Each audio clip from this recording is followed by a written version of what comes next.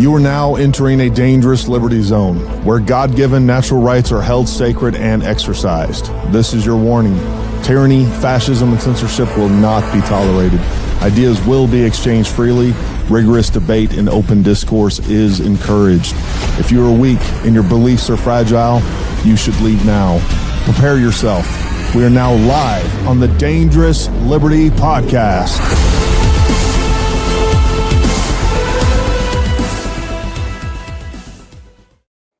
All right, folks, welcome to another Dangerous Liberty Podcast. We got a great show for you. We got a lot to talk about tonight.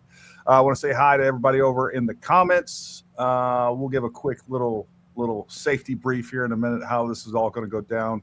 We got a great guest for you. As a matter of fact, you know what? I'm just going to go ahead and bring on the great Matt Tardio. Matt, hey, thanks for coming on, man. I appreciate you coming on tonight.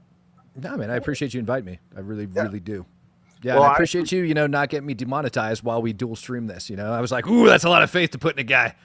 So, well, I will tell you right now, we have been inexplicably yanked off the live stream the last couple of nights. I have some suspicions. I think there's some Candace bots making complaints against us. I don't know. Hopefully that won't happen. It's Mossad. Or the French. French Foreign Legion Mossad. The French Mossad.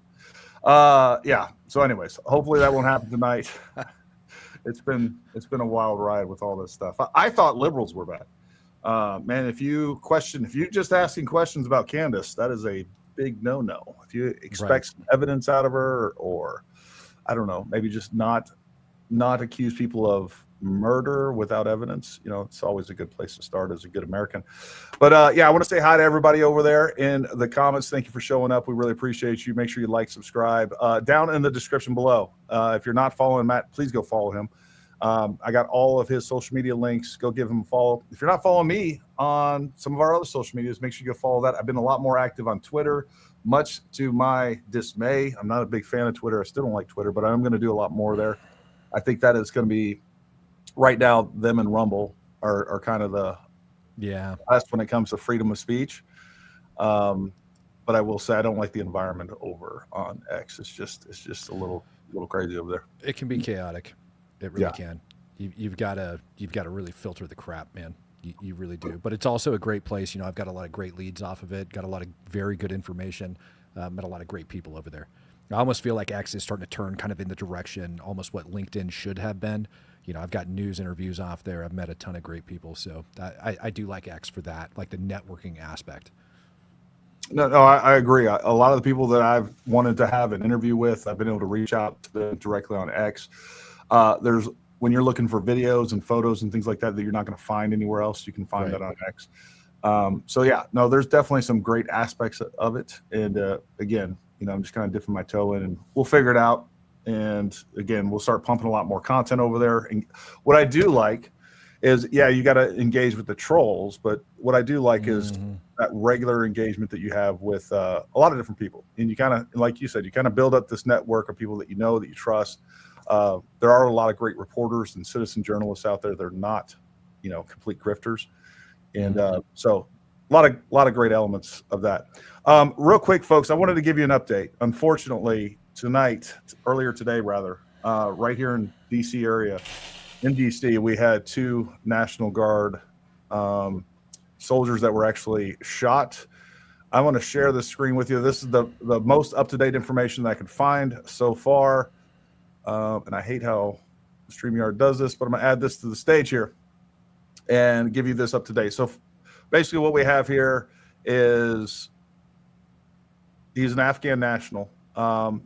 The gunman who allegedly shot 2 West Virginia National Guard personnel has been identified as Afghan national.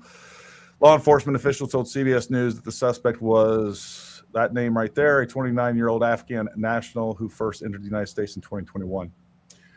The National Guard were shot roughly a mile from the White House and are in critical condition after initial reports indicated they had been slain. So they are not. Our governor, Governor Morrissey, actually put out that both had died. Apparently, that is not true. I'm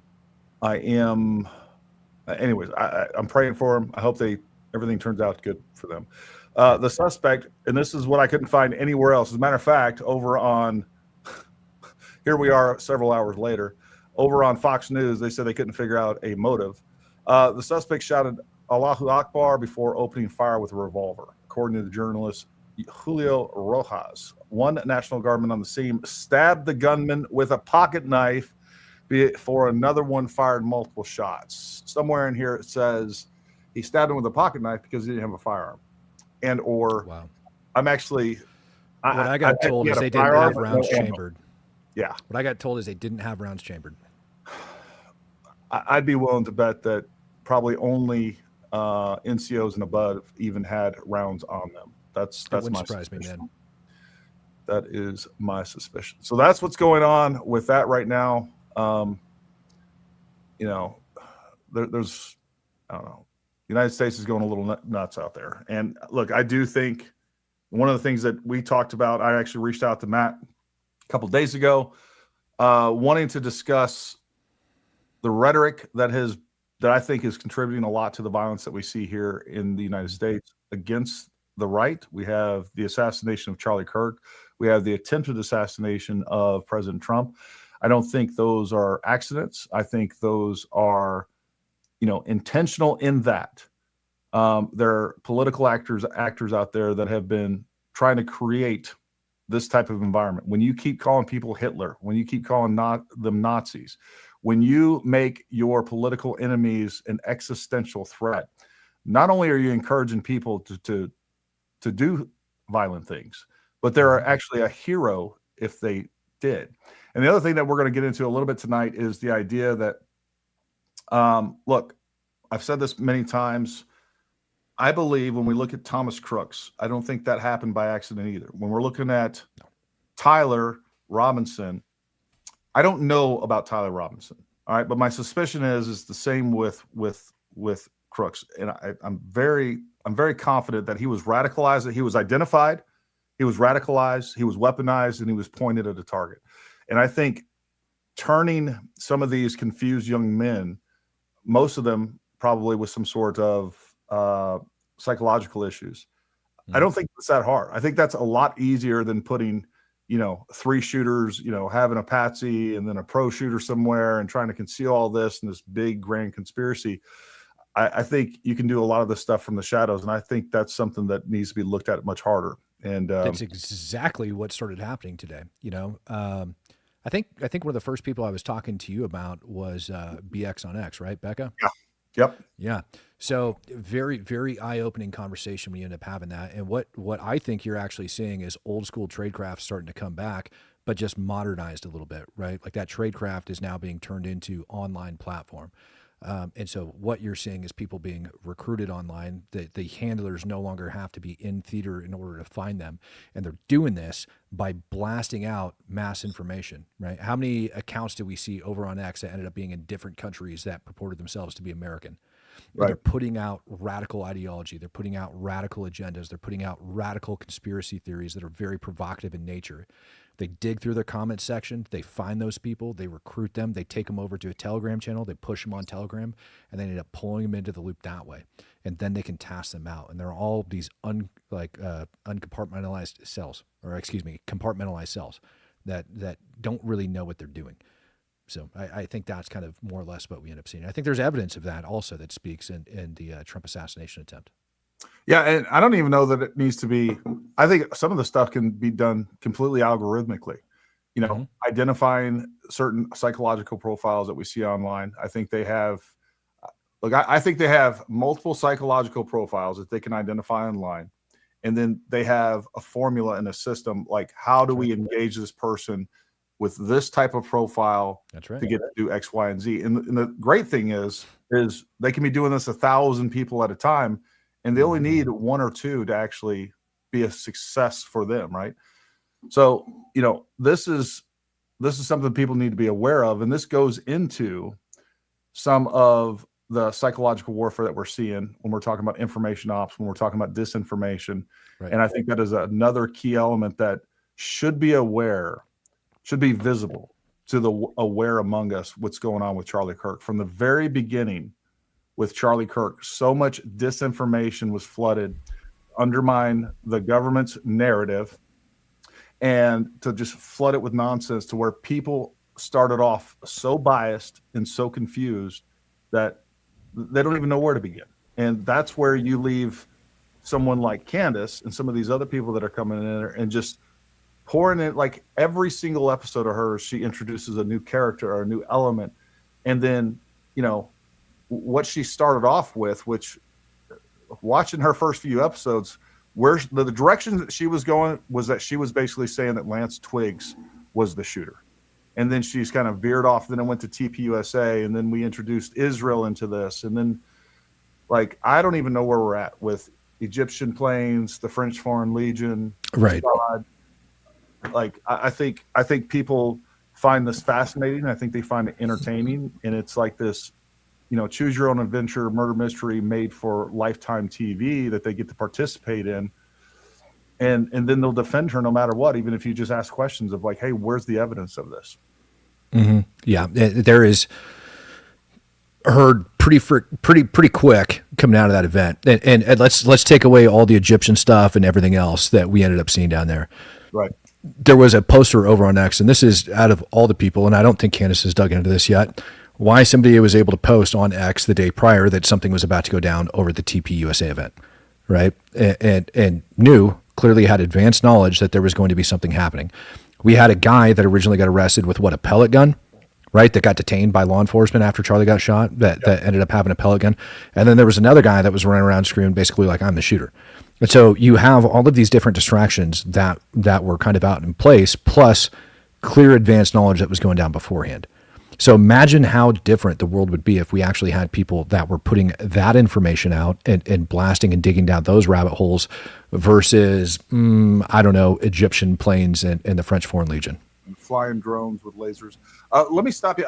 From what I remember, Matt, on that pellet gun incident, I believe, and that was like the day of or the next day where those pictures came out. I think it came out that pellet gun and that whole incident was like another place completely. I could be wrong on that. I don't know. I'd have to double check that, but I kind of think that was one of those things that was like another piece of disinformation. Was somewhere. I don't remember exactly. So it originally came out with the guy with the pellet gun that was over towards a parking lot, and I believe it was after that happened. That was when Cash came out and was like, yeah, we got the guy. And they didn't. And that was where they have a picture of his vehicle and they're opening up his trunk. Is that? No. It was a guy that they were literally escorting and the guy had the rifle with him. It was a weird, I'd have to go back and find it. The cop came around the front of the vehicle carrying the gun, right?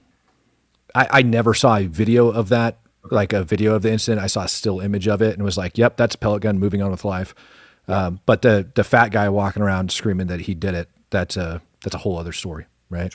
And even without the pellet gun, let's take the pellet gun and say, okay, the pellet gun was misinformation or disinformation that ended up coming out about that incident. We still have the individual that ended up deleting his Twitter posts about it that had advanced knowledge, and we still have somebody else that was clearly a diversion that was taking place. Yeah. No, seems like a coordinated event. Yeah, I mean the amount of information that just got flooded and started going crazy with this. A great example of this, and if later on, guys, you want to talk. And by the way, I just want to kind of throw out some of the normal things for these types of. Number one, Matt and I are going to talk like a normal podcast toward the end. We will definitely make sure that we get to your guys' questions. We will prioritize super chats, but we will also try to take some of the live questions as well. Disagreements welcome, but name calling. I think Matt has some of his guys in his chat. Disagreements welcome, but name calling, you're booted. Just as simple as that. We got a few moderators. If you can't be an adult, this one isn't for you. Yeah, besides super chats, if you'd like to support the channel, we just started offering memberships. If you'd like to become a member, we appreciate that support. Whatever works for you. And of course, we have Patreon and all those other things. But yeah, one of the things I just recently released yesterday. Yeah, yesterday. I released the interview that I did with Brian Harpole, the head of security for the security company. Mm-hmm. And unfortunately, or kind of what I knew was, that interview is going to be a Rorschach test for like it's not changing anybody's mind, right? If No. you go into that and you think he's already guilty, which again, the reason that people think that the security guys are guilty, even though that Candace has moved on from that, by the way, the reason that is because, and everybody else has pretty much moved on from that. The reason is because, the Kool-Aid was tainted from the very beginning. You had all the suspicion put on there. There was so much bad information. They're killing him behind that table. They're not doing any sort of emergency medical care. There's hand signals going on. I just saw a really good video. I don't know if I shared it or not. If I didn't, I wish I did. But a lady went through and looked at all the old TPUSA footage with Dan Flood, who is back behind Charlie. He's Charlie's security guard. And by the way, he's the security manager that is in charge of the contracted security team. Okay. But they show him like all these different, yes, moving, doing the exact same hand gestures and just, nervous movements of adjusting his sleeves, like just this whole montage of that. And but people were convinced, like, hey, this was some sort of hand signal. This was his signal to make it happen, and then the mic exploded, and all of that, all of it is absolutely ridiculous. People that are saying there's no way a 30-06 round could stop inside of his neck, I think they're retarded. If they don't think that there is a way that could actually happen. There's actually lots of ways it could happen. Yeah. Highly probable, no. Well, but can it happen? Yes. It's an anomaly. For sure. It's not normal. But here's the problem with all that is like we know nothing about the ammunition. We don't know if it was box ammunition, factory ammunition. We don't know if it was hand loads. We don't know. We don't know when it was made. Yeah, we don't know how old it is. If it was made during COVID, there's a high probability that crap ain't going to work. I mean, I hate to say it, but that's true. There's a huge shortage on ammunition. You had lots of ammo manufacturers open up across the country, lots of ammo plants that were completely and totally out of tune. And we ended up getting a lot of faulty ammunition back then. Back then I was buying tens of thousands of rounds a month. And I can personally tell you, I've had entire lots that were just completely and totally screwed up. And when you're talking about an old rifle like that, when you're talking about them claiming that the cartridge was etched, right? You're talking about weakening the cartridge, which can cause a gas leak, which could cause a failure within the chamber, like all sorts of issues that can go into that. And so, yeah, it is possible. And as a matter of fact, if he was aiming in his head from, that distance away, and assuming that he actually had like a proper zero for that range, like actually had the proper dope dialing into his weapon, and it ended up having a low powder load inside of it, yes, it's highly probable. For the amount of people that were out there that were screaming that, it could have been, it was so quiet, it sounded like a pistol from up close. Do you remember those statements that people were coming out with? Well, you know what else would sound like a pistol at that? I mean, when you're standing in front of the muzzle like that, a low powder load, right? Like, so there's lots of situations that could have actually made that happen. And people that are just automatically throwing it out there, no possible way. It's absolutely impossible. They need to do some more reading, and they need to stop looking at Jason Bourne novels. They need to stop listening to Candace Owens. That's what they need to do. Well, unfortunately, we've had a lot of people, even in our community, that have said the same things. And I think that's one of the things that's most unfortunate, because back to your point, we know that he engraved on the casing itself. We don't know what he did to the projectile. We don't know what kind of projectile it was. We don't know the type stuff. We don't know anything about it. And for someone to say, he could have grabbed a bunch of his, number one, I got low recoil ammo right here. Low recoil, folks. Like, they make so many different, even box ammunition, different options that are outside of like the two or like what hunters use is like 150 to 175 to up to 180 grains. Mm-hmm. And it's a very narrow scope of what's actually available for people that are going out there and doing recreational shooting. They're typically not using that. They're going to get some of these other things. So there's, and this is one of the things you were talking about, Chris Martinson, that I told him, and we had a discussion about it, that I took issue with. And I was like, Chris, you only use like 150 up to 220 grain ammo. Mm-hmm. Like, there's all these other options. We have ballistic tip, we have varmint rounds, we have low recoil rounds, and this is just what is available with factory ammunition commercially. Yeah. He's like, look, I don't think we should even consider those, because those aren't like mainstream. I'm like, we have an atypical result, and you don't want to at least look at atypical ammunition. Right. Like, and that's the same conversation that we had when it goes down to ballistics gel. People are pointing, 30-06 will go through 18 inches of ballistics gel. Yeah. Okay. How many inches of ballistics gel equal how many inches of human flesh? One of the examples I like to use, 124 grain Hydroshock, 9 millimeter, goes through about 12 to 15 inches of ballistics gel on average. And I've seen that go through a man's cheek and stop right behind his eye socket, probably didn't even deform the back of his head. Yeah. So that's 12 to 15 inches of ballistics gel. And the answer is, if you're looking at ballistics gel and saying that penetrates 15 inches or 18 inches, that is not equivalent to 18 inches of human flesh that's going to penetrate. That's not what it's designed for. That's not what it is. And as soon as you start throwing in other things like angle of entry, the angle in which it's fired, the muzzle velocity, the different type of projectile that's being used, along with any other intermediary that is passing through, such as a bone, a tendon, large cavities of fluid such as a artery, right? All of that causes different ballistics to take place, terminal ballistics to take place when that round starts to tumble and do all sorts of weird things. So I think people are just not well read. Yeah, I mean, they're just ignorant. And going back to your point, ballistic gel is extremely consistent when it comes to the material. There's nothing consistent about the human body. And then you throw in bones and like I said, first of all, we got to narrow down. We need probably a good 10 to 12 parameters of just the ammunition to get a good idea, to be able to make any sort of prediction of what it would or would not do. We have none of those. And that doesn't include all the external other possibilities and variabilities that could come into play and that would have an impact on the ballistic outcome of that. So yeah, it's a little bit crazy, and I'm just I don't know. It's nice to hear another sane voice in the wilderness.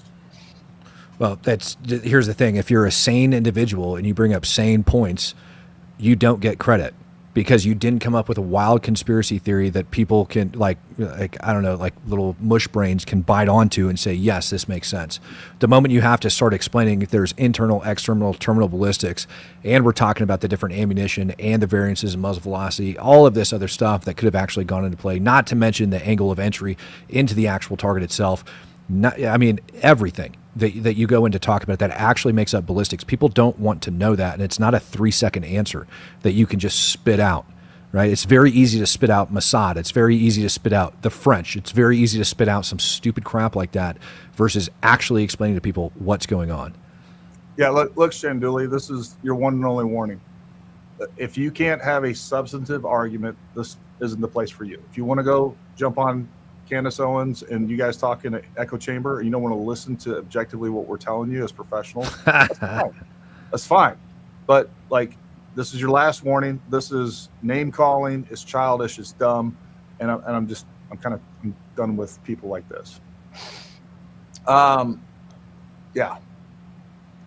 And don't take people that have been in this industry professionally for a very long time. Yeah. Don't take our word for it. Take Candace Owens. Jump on that train.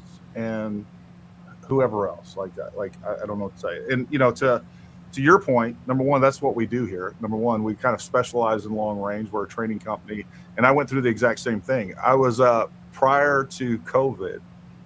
There's literally some of the videos that I've done on Hornady, ELD 147 grain, and I was like, there's no reason to even reload anymore. I'm getting quarter gram away, consistent ammunition out of this stuff. I'm not even going to bother reloading. COVID hit. We ordered several more cases. We teach long range. And again, we have lots of ammo that just won't shoot. And it hasn't been the same since, by the way. I haven't got Hornady to shoot as well. And hopefully maybe by now they've worked out some stuff and it's gotten better. But when Hornady ELDM first came out, man, that stuff was unbelievable. But and that's another point. It's like ammunition is inconsistent. It's inconsistent from lot to lot. And, commercial ammunition, especially if it's not even match grade, it's inconsistent from bullet to bullet within the same box. Yes, sir. So, and it's going to be inconsistent depending on the firearm which it's fired out of. You can have 2 factory firearms with the exact same specs and get variance in muzzle velocities out of each one of them for that nothing is the same when it comes down to it. Absolutely nothing. And so for people to sit there and speculate and say that they know everything that's going on, they don't. Just flat out, they don't. Yep. Yeah, man. A lot going on there. Let's talk a little bit about the. I don't know. What do you want to cover first? You want to cover the? Oh man, where do you want me to go, dude? Continued misinformation. I think that's something that like, regardless of all this other stuff, folks, this is what you need to be aware of. And I've said this, and it hasn't been said enough clearly. I say it every episode. Yeah, the government lies to us. We know that. But I'm telling you right now, what we have is we have social media that I think is being heavily influenced by political operatives and or foreign adversaries that understands the vulnerability of the fact that we don't trust our government right now. And they're exploiting it. And the fact is, there are so many people out there, and I understand the tendency, but I think it's illogical. Whatever the government says, they're going to go with the opposite. You're like a pissed off 4-year-old, and I'm not even saying that as a pejorative or demeaning. I'm just saying, like, you can't be locked into that. We need to be able to assess every piece of information independently, and then you need to use logic, evidence, and good old common sense and say, hey, what out of these things makes the most sense? What out of these narratives has the most evidence to back it up? And then from there, you can kind of go with don't start off with a narrative that you like. Like, I love the palm gun idea. I love the freaking camera gun. I love the midget in the, little storm doors down here. I love those things. So I'm going to go with that. And then I'm going to I go with something that's fantastic to begin with. And then I got to put all these other even more fantastical elements to make it work. And then I'm going to stick to that, and I'm going to make it part of my personality. And if you apply any common sense and try to challenge me on that, you're attacking me personally. So let's ask this question. Why did the Afghan national wait until today to shoot 2 National Guardsmen? And I want everybody at home to think about that. They've been out on the street over in D.C. for weeks. And they've been posted up in the same areas, guarding the same metro stations, picking up trash, doing random policing, stuff like that, over within the city for a very long period of time. And I want you to ask, why did that shooter wait until today to decide to pull that trigger? Because I guarantee you, when he came to this country, he was already radicalized. When he got here, that happened. So why did he decide today of all days to do it? And you look at what's been going on over the last couple of weeks inside of America. You look where we have our National Guard being politicized. You look where we have the division inside of our government. And one of the best parts, and you could look this up in like the U.S. Army, like open source psychological operations, when you have an opening, when you have a narrative that is going to be divisive, you exploit that narrative. You exploit it as hard as you can. And what better way to do that than going up and schwacking 2 National Guard guys over in Washington, D.C., a couple blocks from the White House, as this country is already divided on the National Guard being deployed to other cities that are already divided.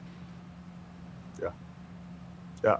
Look, I think we have so many vulnerabilities when it comes to that can be exploited by, again, whether we're talking about Islamic terrorists, which I think, unless the news reporting comes out to be completely wildly wrong, that's right. Kind of what we're dealing with. But what I also will say is it does seem, it's been very apparent to me that there's an element of the left and even some sort of weird element of the right, whether you want to call it the woke right or whatever else, that is defensive against pointing out the dangers of radical Islam. Which is insane to me, because every Afghan I brought back to the United States, every Muslim Afghan I fought beside, that I helped bring back to the United States of America, will sit there and they will scream at you about the dangers of radical Islam. They will tell you.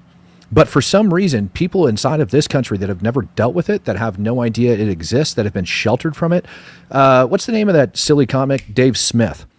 I saw Dave Smith make a comment, and he was going up against Dan Crenshaw over on X, and he was basically flicking him crap over this stuff. And Dave came out with a comment: listen, you lost 30,000 brothers to suicide over this time frame and all this other crap, and you went over there fighting for companies and oil or whatever his excuse was, right? Like that silly little freaking woke narrative that they end up pushing out.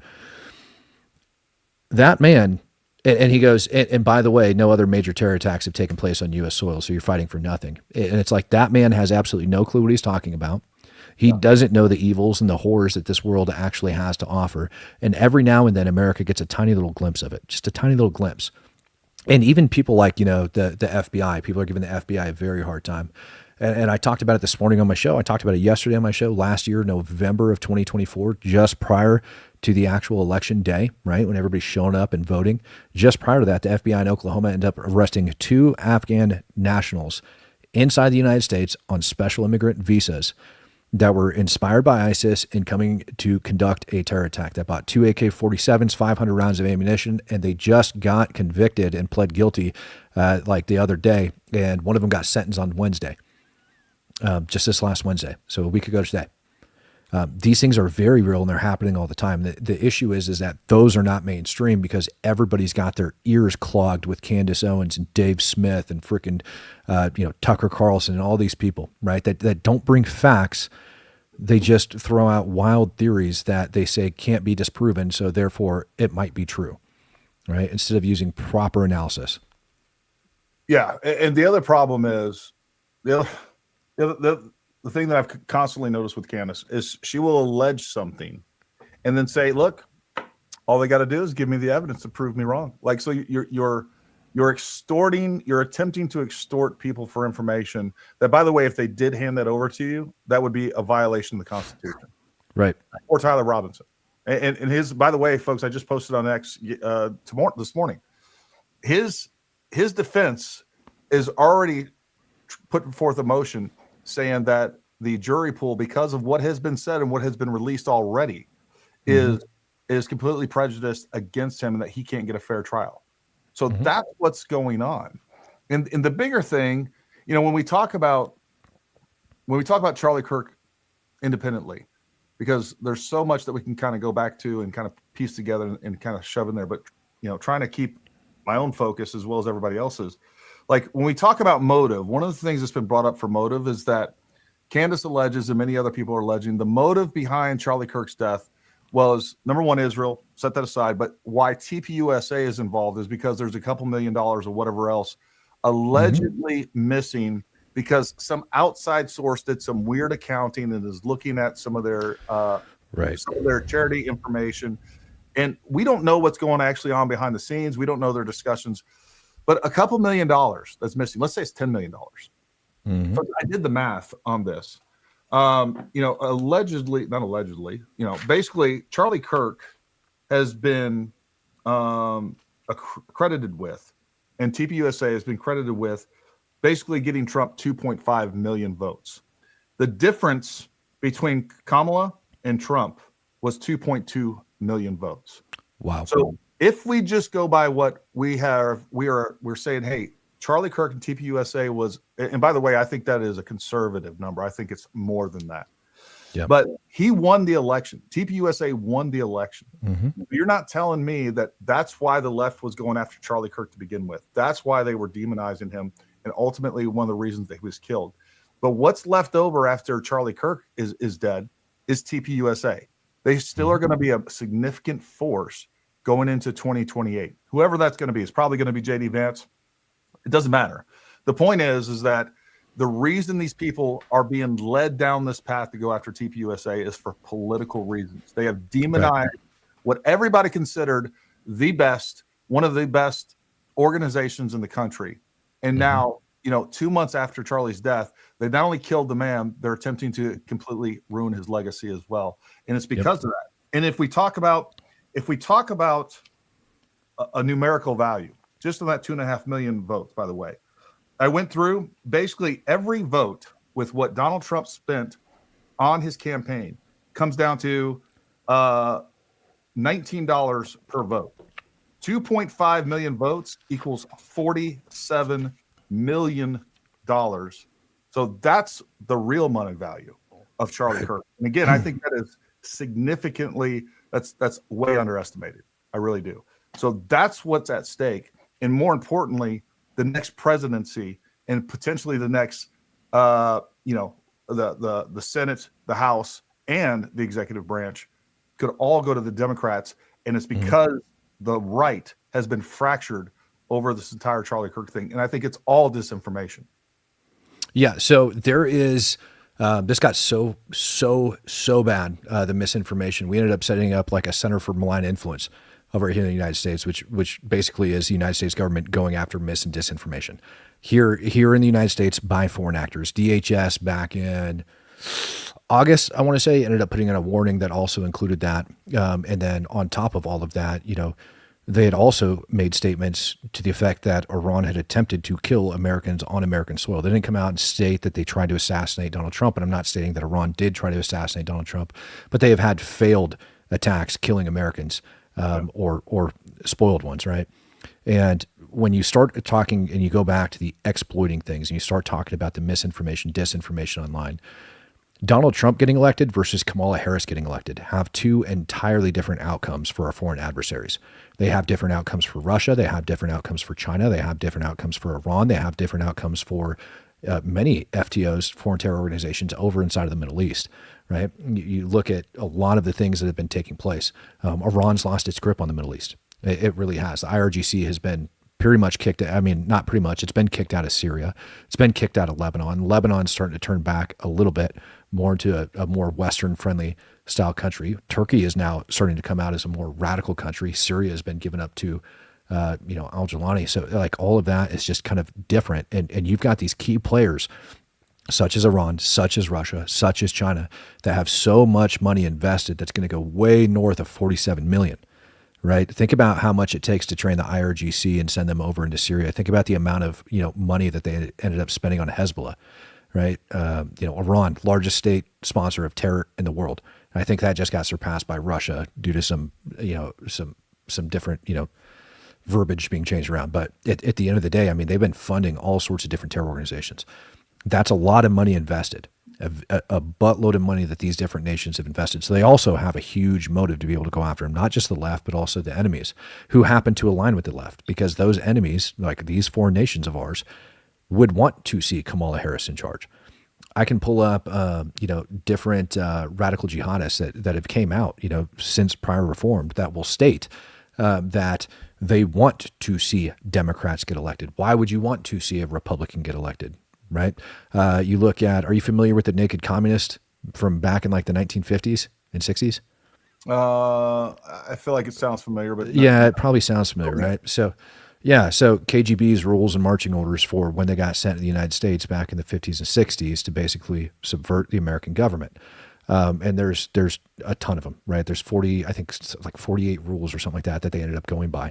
And a lot of them involved infiltrating our institutions, taking over the education system, getting God out of school by injecting the idea that it's unlawful because of the separation of church and state, all sorts of, all of those different things, normalizing promiscuity, gay marriage, things like all of that stuff is all injected, including in there, because it tears away at the moral fibers of the United States. And I believe that the Soviet Union understood that takes time. It's kind of like what we didn't understand inside of Afghanistan, right? If we would have started with a generational change in Afghanistan in the early 2000s versus just war by attrition, and then realizing that we had to change and we had to adjust, we would be in a completely different environment than we are today. Maybe those two National Guard soldiers would still be, without bullets in their heads, right? Alive or dead at this point, hopefully alive. And if the thing is that they are currently in that position, right? The moral fibers of this country, if you go through it and read it line by line, the moral fibers of this country have been ripped down to that extent. And so it's the perfect time for them to attack. That work has already been done. Then all they have to do, on their behalf, thank God to technology. They can come in, they can influence people online, they can push transgender issues, they can make Charlie Kirk anti whatever they want by putting out this misinformation online, and then force, in that way, guys like Charlie Shooter to do what he did. Yeah, and it's like, folks, do you think the deep state went away? Like, just because Trump came in and like the deep state's gone, the same deep state that was attempting to, impeach him, the same deep state that was through bureaucratic action trying to remove him from power, to stop his agenda, to get him prosecuted. Like, they realized all that stuff didn't work. So it's the same deep state folks that are part of the media, part of elements within the government, without a doubt. Definitely part of the political infrastructure, especially on the left. But I will tell you right now, there's a lot of people on the right that hate Trump just as bad as people on the left. a lot of different reasons. And all they're doing is a different attack. And it's being effective. Like I see it all the time now. It's like there's so many people that were all MAGA, that were all Trump, and now they're like, Trump sucks. Do you think Trump really sucks worse than freaking President Biden? Weekend at Bernie's, who had no idea what was going on, who his staffers were running a shadow government and signing executive orders and everything else behind his back with an auto pen. Like, do you really think that's worse? Because we can be at a much worse spot. All the things that Matt just highlighted.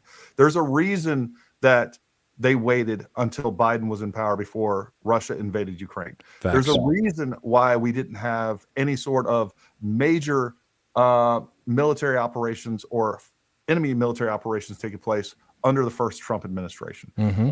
Like, you can say whatever you like. Our enemies think that Trump is crazy, but they also think that he's willing to do what he says he's going to do. And while the Democrats, they will talk all the shit, right? They'll sit there and say, we got to stop Russia. And they will do nothing about it. They will do nothing about it. When it came for the opportunity for Obama to do something about it, he sent blankets and MREs. That's what he did. When we could have given them some military options from the beginning, if we really give a shit about Ukraine, that's when we should have done it. We should have had some sort of deterrent in place, but that's not what happened. But then Trump came in, and it wasn't an issue. This is, like this is the one thing I tend to stand up to Obama for, right? Like, there's not a lot that I'll stand up to Obama for, but I'll stand up to Obama when it comes to Ukraine. When we first got to Ukraine, it was an absolute shit show. I mean, I don't know how else to put that. You still had major FSB influence that was taking place over inside of that country. Yeah, I mean, like people that look at corruption today inside of Ukraine have, I don't think, any idea what they're talking about. And when all of that was taking place, Obama basically laid it on the table for them. And this is as for like open as I'm going to be about this, but Obama basically laid it on the table for them and told them, you either shit or get off the pot. If you do not correct X, Y, and Z by tomorrow, I am pulling 100% U.S. support out of Ukraine, and you guys are going to be low-hanging fruit for the Russians. So fix it. And I'll be damned if I didn't watch that change happen while we were over there. And so looking at where Ukraine is at today versus Ukraine 10 years ago, it's a completely and totally different environment, completely and totally different military, completely totally different government, completely totally different country, right? So Obama, you're absolutely right, could have given them weapons, but it wouldn't have done them any good. Picture if you were to take like your average U.S. redneck militia, right? Like not even the formalized ones that you can find on the internet, just your average redneck militia, right? And give those guys SA-7s, right? Give them belt feds, give them all sorts of crap, right? Give them modern day weaponry, Abrams tanks and freaking attack them, like whatever. I mean, it'd have been bad. It'd have been horrible, right? There is a reason that there was a commercial airliner shot down over the Donbass back in, 2014, right? Like you don't do things like that until people have the proper training and everything properly in place. No, listen, I agree with you. I am not a big fan of the Ukraine war. As a matter of fact, I'm not a fan of the Ukraine war at all. Right.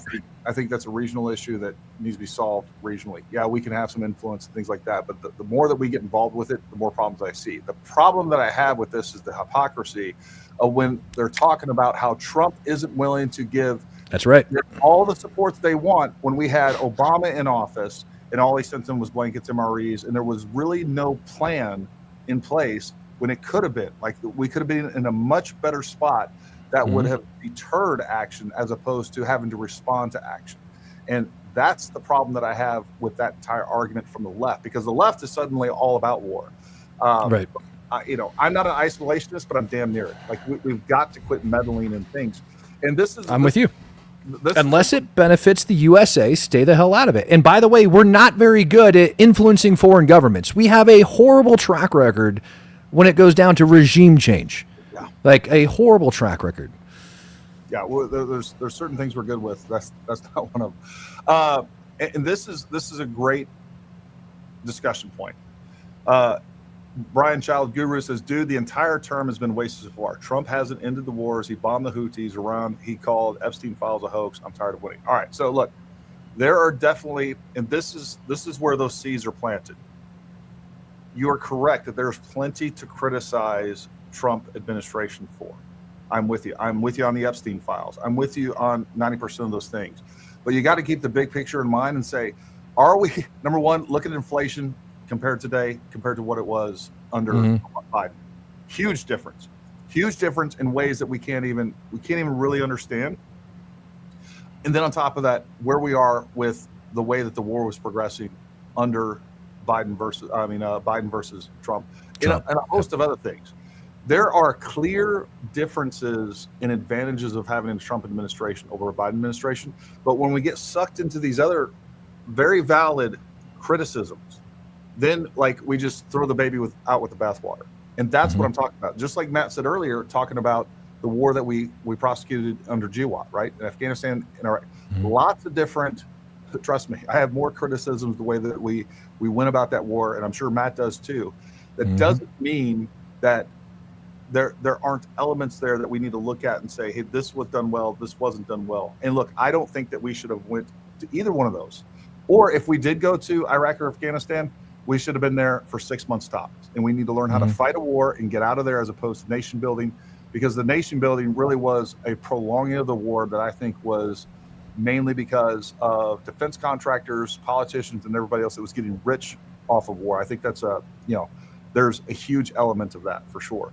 Also, I don't think that we should stay in Afghanistan, but rightly so. I don't think we should have pulled out of Afghanistan the way that we did, leaving billions of dollars worth of blood, sweat, and tears and national treasure and weapons that are going to cause us to have to fight a future war. That's a fact. Like the capabilities that we left with the Taliban in Afghanistan. You want an example of misinformation or disinformation, actually? Yeah. So the Afghan withdrawal, people blame it on Trump and be like, look, he is the one that went over there. He is the one that ended up dealing with the Taliban. He's the one that set the agreement up in place. I believe it was Milley was the Commander Joint Chief at the time, right? So Milley went on record after that during the congressional inquiry. And he had stated that, I believe it was November. It was the November that the election had taken place. Trump had actually ordered all U.S. troops out of Afghanistan. He had filled a memo and he was like, listen, come the time by election day or come inauguration day, I want all the U.S. troops out of Afghanistan. Milley said he went back to Trump and told Trump, sir, if you do that, we are going to lose all of Afghanistan. The ANA is going to collapse. The Afghan National Army is going to collapse. We're going to lose Kabul. Like everything is going to collapse. You can't do that. The Taliban is not going to hold to it. Trump immediately, within the same day he talked to Milley, rescinded that order and made sure it didn't take place and extended everything out. And the reason he had extended it out is because the Taliban had violated the agreement. And so he wasn't about to do it. Now, when Joe Biden got in office, he got told the exact same advice, the exact same intel. He ignored it. And he ignored it for so long. You know, I interviewed guys from that were on the ground for the evacuation. I don't know if you were like me. I got a text, man, and this is the wild thing. Excuse me. I got a signal message before it all was about to go down, offering me a ridiculous amount, like $5,000 a day or something, if I had a passport with a valid visa to fly out to the freaking East Coast, and I'd be gone, you know, in 24 hours or something to go over there and help out with that. I mean, that's how unprepared they were. Guys from the 82nd Airborne on GRF were out in the field over at Fort Bragg. They got pulled out of the field, told to grab their bags, and flown directly out there. I mean, this is the type of crap that was taking place. You know, if you're going to have the world's largest NEO of all time taking place, you better make damn sure that everything is set in motion and ready to go. Now, those guys, when they ended up getting to Afghanistan, and this circles right back to today and why Trump ended up putting the stay right on those visas and being like, look, we are going over everything. We are going to comb through these Afghan visas. We're going to comb through these people from 2021 to 2022 with a fine-tooth comb. The guys that were out there on the airfield, soldiers and Marines that were screening the visas that were coming on, do you think they got training on the paperwork on what to actually look for? The guys that were at the gate to let them come on the airfield? No. They got some of them got minimum training when they were over in Kuwait. At one point, a guy from Department of State had gone up to the gate and actually said, hey, don't worry about paperwork from this point forward. You don't have to worry about it. Then they came back, told him that, yes, now you have to worry about paperwork. Then it was be on the lookout because they're all just copying each other's SIV paperwork to get through the gates. Nobody was properly screening that paperwork. Nobody was doing anything. And it's not like we could evac them back into Afghanistan afterwards and drop them off on a C-17 and say, thanks for playing. You guys gave us the wrong paperwork, because they'd all get killed. All of those people ended up getting distributed around like the EU and the United States of America. And that is why we're seeing things. That is my suspicion, at least in D.C. I know for a fact that's likely what ended up taking place with those two ISIS guys. If I remember right, one of them had faulty visa paperwork and was involved in the evac. And it's the fault of the Biden administration.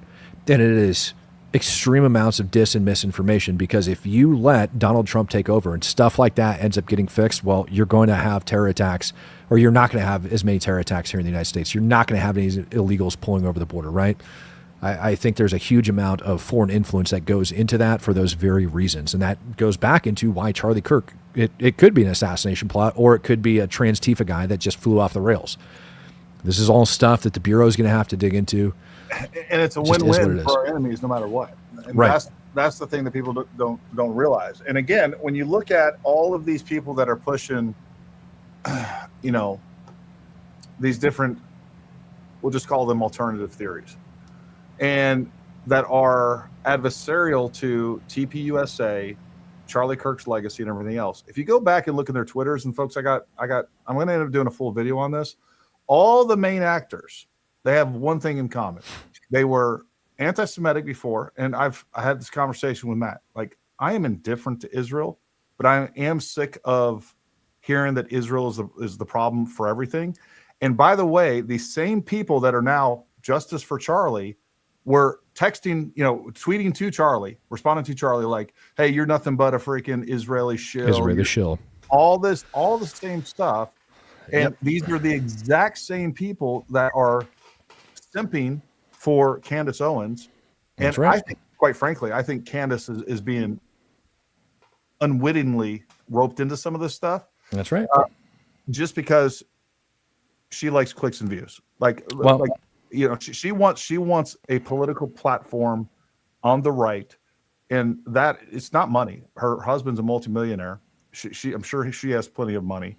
Sure. I think it's about political power and influence that's what she holds dear. And that's what she's getting right now. And I'm telling you, when all this information comes out, this is so short-sighted, because she had such an opportunity to be a voice of reason on the right that she had been in the past.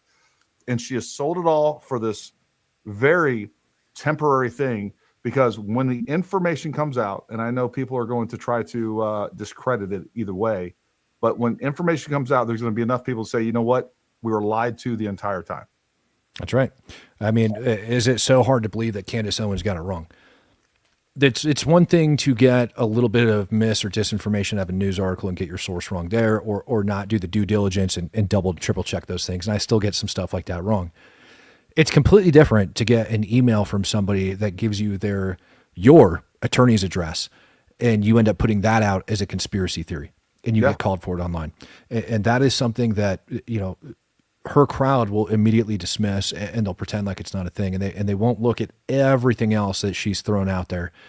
And it's sad to me, man. It's mindless lemmings in the United States of America that want to believe in this stuff, that want to believe that there's other issues, and they can't believe that half the problems in this country are caused by you and me and everybody else. There's no personal accountability. Every single time something happens in this country, it's somebody else's fault. Every single time. Illegal immigrants on SNAP, not our fault. It's somebody else's. It's disgusting. 100%. Yeah, and look, you can go through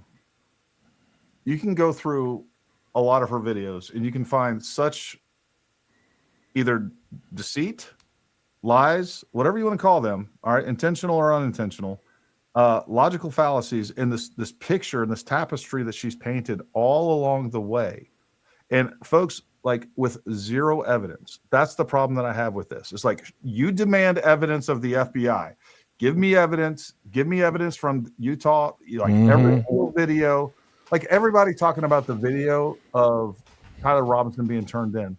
What material does that have? We know he's in jail. Like, what are you trying to prove? That he didn't freaking, get beamed up over there? Like, I don't even know what that proves, but it's a chink in the armor. It's something that people can point to and say, that doesn't exist. And by the way, Miss Jane Doe, on X, she broke the story the other day that the news organization that sent that either got it wrong or lied, because they do have that videotape. It has been classified for now until the trial, but it does exist. Just like all the other stuff that people say that didn't exist. They said, him taking the shot, him moving into position. That video doesn't exist. It does exist. They just don't give it to you. Yeah, they also say that he didn't have a rifle when he jumped off the roof, and he most certainly did. Yeah. It is clear as day when the guy ends up touching the ground. You can see the rifle in his hand. Absolutely exists. You can see it. That is publicly available information. And yet we still have idiots running around the internet, breaking down rifles with screwdrivers, acting like it is some sort of a massive conspiracy theory. Yeah. That is the problem. Or that it's just some sort of super complicated, sophisticated thing that needs to be done. Like, folks, when he was 8, he's 11 now. All right. When he was 6, 7, 8 years old, was back there helping me put rifles together. It takes 2 action screws to take a stock or a chassis and put it onto a barrel back. There's nothing sophisticated hard about it. Any idiot with the appropriate tools can do that. It takes 1 tool, 2 bolts, put it together, tighten them down, and then your gun is going to shoot. It's not that hard. 140-yard shot. Everybody's turning this into like, oh, it's such a hard, difficult, skill required shot. It's not. It's not. I could take one person that has never shot a gun before, that's halfway mentally sound and physically capable. I can give them a 10-minute class, and they will hit a target 140 yards away with a magnified optic 10 out of 10 times. Guarantee it. With a 10-minute at least their first shot they're going to hit. Second shot they're going to flinch and screw it up, but their first shot they're going to nail it. Yeah. And then they're going to But then they'll come back. This kid's been shooting for a long time. So like he had targets in his boyfriend's room. Yep. That's right. Yeah. So it's silly to me that people are acting like that's not a big deal. Also, that for some reason taking it off the chassis is going to somehow mess with it. It's not. And I'll tell you something else too. It's not 140 yards. It's not going to look no. at 140 yards. No, not at all. I mean, how tight he's holding it at his shoulder is going to have a much bigger difference than taking it on and off. The biggest thing to me is him walking up those stairs and not having a rifle tucked into his pants. That's the only one that I can't come to, but there's also other logical explanations for that, like it was pre-positioned prior to. There's lots of other things. They do say that they have video. They didn't release the video, but they do say they have videos of him walking around with it. It's possible that they have videos of him walking around with it and just released a video of him going up and down the stairs after he had pre-positioned it and then went and was looking for other locations in order to fire the shot. That's the most likely course of action, in my opinion. So, I mean, he's not just going to go up with a rifle and stand on a roof if he doesn't know if he has a shot. It would make sense to me for him to go up there, stash it, and then go find a good shot and then go recover the rifle and move into position. So, I mean, just things like that. Well, the other thing that is just so odd to me is the complete rejection of any evidence at all in the way that people twist themselves into a pretzel. And then, by the way, if you get a eyewitness on how they immediately start character assassination, and then like, you're not saying what I want you to say and confirming my bias. So you are some sort of bad actor, and like it's some person just saying what happened. I mean, it's nuts to me. And not only that, there's just so many other clear evidence of people just twisting people's words and doing crazy things and trying to create. Like, the government's not trying to create a narrative. And No. Look, I went into this extremely critical and skeptical of everything that the government has said. I didn't care what the narrative was. All I did was look at the evidence and say, okay, what happened here? Okay, look, clearly he shot from the front. Where did that come from? The most logical place. And by the way, I went out there, got a drone scan. I gave everybody out there a 3D model, Right. completely to scale 3D model, so that all of you can go through there and look at lines of sight and look at where there's a possibility of a shot. And again, like, who else is Candace doing that? Has Candace even been to the site? She's never been there. Are all these other people creating content from behind a keyboard? Have they gone there and talked to people and figured things out? No, they haven't. And there's a reason for that, because they are the ones with the narrative to push. It's not the people with the evidence. And if they don't have evidence to back anything that they say, and I haven't seen anything from Candace other than, I have a feeling about this person. And that's another thing too. It's like, she randomly picks people that she is introduced into the story and like, you know what? I'm just this person's giving me bad vibes. Yep. And just destroying this person's character and credibility before you're even given a chance to objectively assess of what role this person plays in the story. And it's deceitful. I'm telling you, it is It is classic information operations, and it is classic propaganda. And the amount of Americans that are falling for it, I'm super disappointed, to say the least. Yeah, the amount of times that I ended up getting told, just take out of the Charlie Kirk situation, take out of that. And this to me is one of those situations where it's mindless lemmings, right? Where we have a population filled with mindless lemmings right now that just want confirmation bias. Yeah.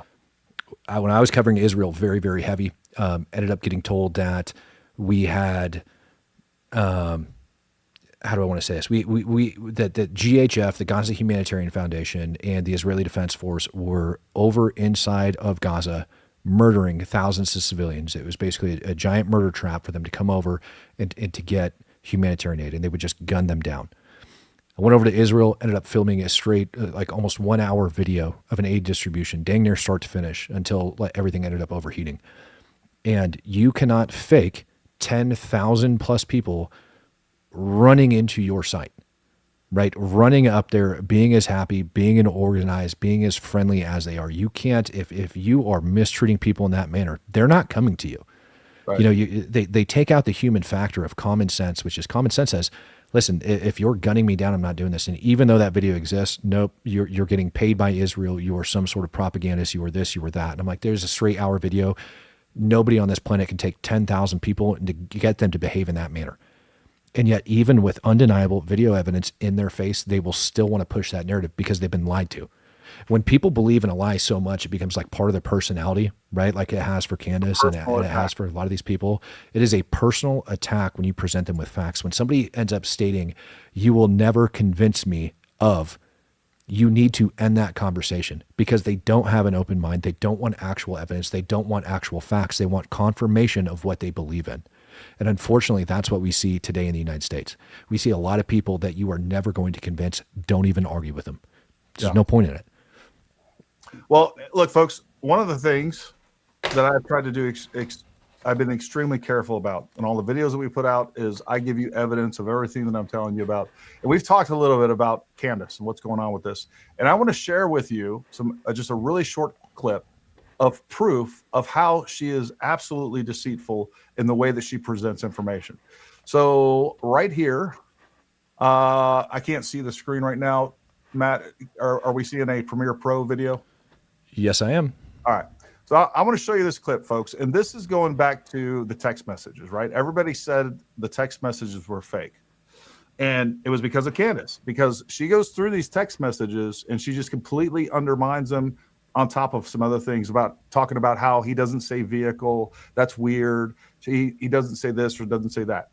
Now, I want us to put our critical thinking hats on for just a moment. Let's say that the FBI did make up those texts. Do you think any sane FBI agent would actually make this, I don't know, dime store Shakespearean text stream up and try to, like, that is what they went with? But I want to play this real quick. And I want to make sure that you guys are getting audio out of this. Topic of rhetoric. Yes, sir. All right. I am told that Tyler absolutely did not author those text messages. What text messages? He has no idea where these messages came from. Believes that they are therefore entirely fictionalized. It turns out, I'd be shocked, that he doesn't actually use words like vehicle, which should come as no surprise to anyone that has a brain. Yeah. By the way, I'm sure you caught this, but there's old footage of Tyler Robinson that is now circulating from a car accident that he had. And during the discussion with the officer that showed up, Tyler certainly refers to it as his car, not his vehicle, because that's how most Americans, how most English speakers refer to a car, unless they're in the military or on the police force. So here is 2022 police body cam footage, in case you missed that, of Tyler making a crash report. Take a listen. Your mom's on her way? Yeah, she's gonna be a minute. She's got to shuttle over from where she's at to her car. All right. First of all, who the F says shuttle over in her car? Like, that's like, if we're going to talk about anything weird, like, thank you. I've never used that term, like, ever. Like, I'm going to shuttle you over here in that. But anyways, I digress. Let's continue. He said car. Not to mention, who's her source? Before she even gets into it, who's her source? And you're talking about years have passed. Clearly, I hope that $7,000 asking for a source was worth it. Oh man. Okay. Yeah. Israel doesn't have enough money to pay me for the amount of crap that I've came out and actually spoken on their behalf for. It's absolutely nuts. We wouldn't be having this conversation. I would be president of the United States. I'd have bought Donald Trump's presidency from him from the amount of posts that I've made on Israel. I promise you that. All right, so let's play this out. Gonna shuttle over from her car. Interesting. There's more, of course. All right, so there is more, but she doesn't play any more of that clip. But now let's same clip, just a couple seconds later. Looking at the lights? Yeah, I was looking up at the light just before getting there. Okay. I saw it shift yellow. And as I get into the intersection, the bolts, there was a vehicle in the lane between, there was a vehicle in the lane between, there was a vehicle in the I mean, that's just a couple of seconds later. That's a couple of seconds later. So are you telling me? So she, Can I steal this clip? I gotta steal this clip and share it. I'm stealing this clip. I don't care. You sue me. That's hilarious. I mean, that is clear deception on her Yeah. part. Like, gonna shuttle over in a car, that the shuttle part's not weird, but to say vehicle is weird. And the same thing that she uses to undermine all the text messages, She's lying. she literally says 10 seconds later. Like, She's lying. she is 100% lying. 100% lying. That whole clip is like 3 minutes long. And She's lying. she edited that down because that's all she showed and convinced millions of people that, yeah, these whole texts, they have no validity because he doesn't say vehicle. And he does. All right. Devil's advocate. Sure.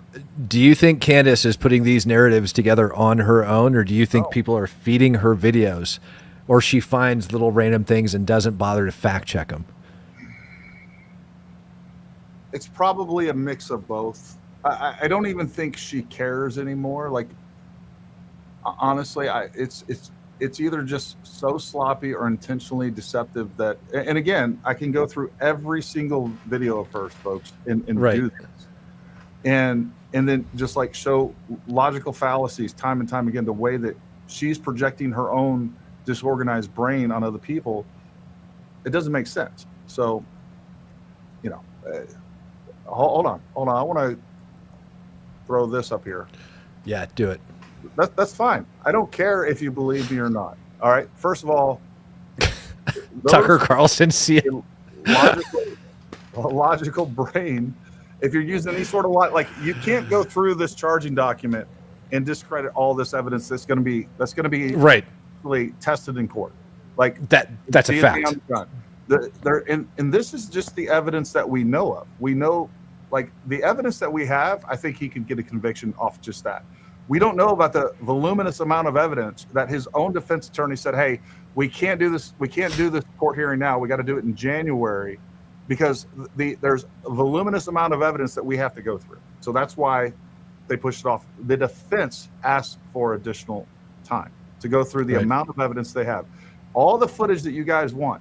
Like, I think this is going to end up being one of the most clear-cut cases. And if you don't believe it, that's fine. You're deciding to believe that not only without evidence, but in spite of evidence. It has turned into a religion for you. That's what I would bet you too there's going to be a paper trail that points to other things that helped influence and push him along the way, and that there's other, either unnamed, but there's probably co-conspirators that are yet to come out that they haven't figured out who they are. They don't have enough probable cause on them, but there's probably likely other people that are going to be involved in this as well, that at least had knowledge, information, etc.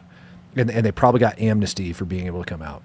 Yeah, I think part of that is Lance Twist. Look, I think there were multiple people that knew about it. We haven't even got into the more nefarious side of it. If he ended up having some sort of co-conspirators online, that may or may not be some sort of element that have helped to radicalize him and to weaponize him and point him toward Charlie. We don't know if there was any sort of material help. We don't know any of those things. All that stuff didn't come out. But I don't like. And here's my concern too, Matt.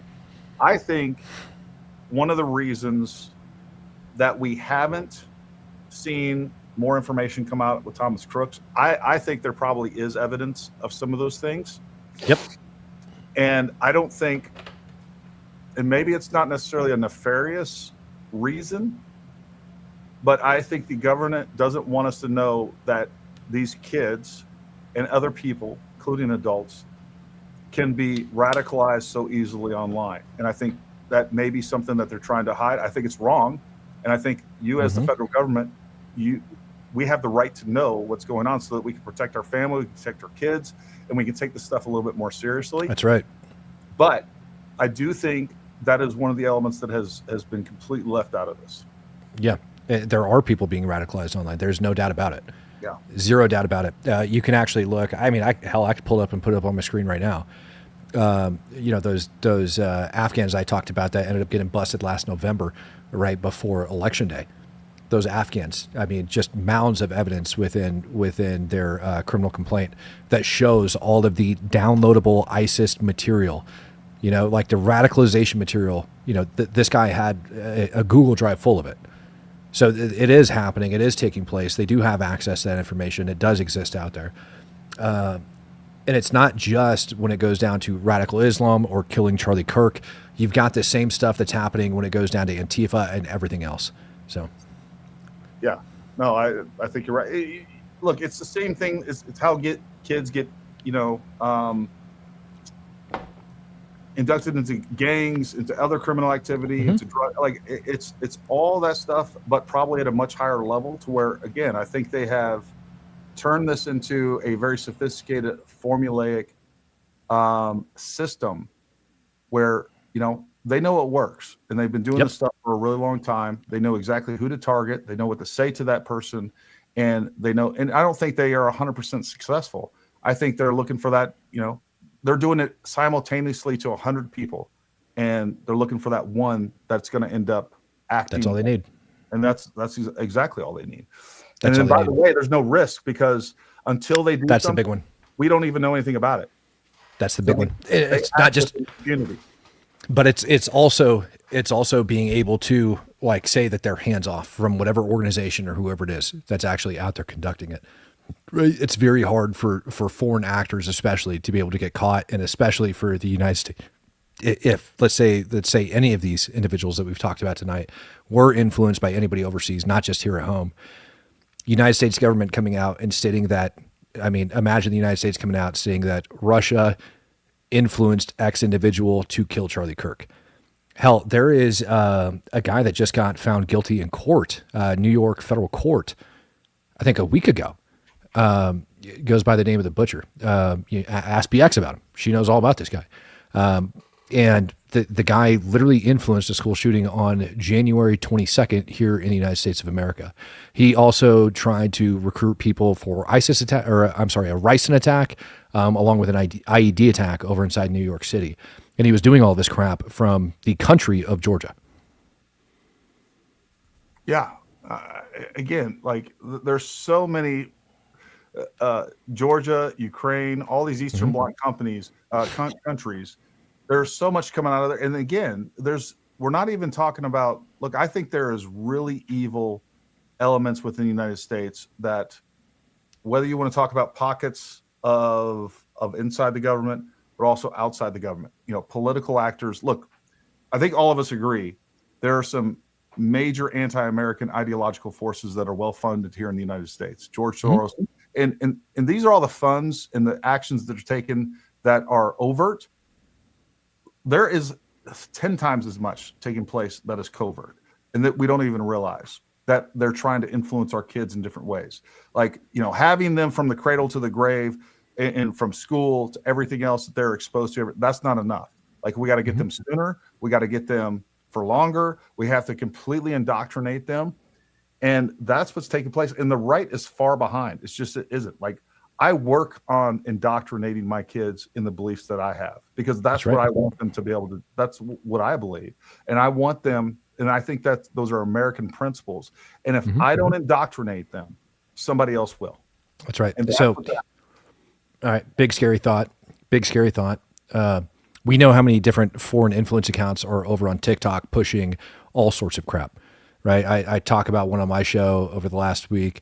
Guy goes by the name of the General. He's pushing, white nationalism, KKK style stuff, and they have all of this crap that goes on, right? But imagine if that's what's floating around on X, which most kids these days, your high schoolers, teenagers, young kids, college, whatever, don't really have. Like, a lot of them don't use X. They'll use Instagram, and the other big one is TikTok. And TikTok's where they get it all from. And when you go and you talk to actually like the people that know coding, know all about that app, it's actually a very, very scary app. What they end up getting out of it, it actually, with the access to the camera, actually senses your facial expressions.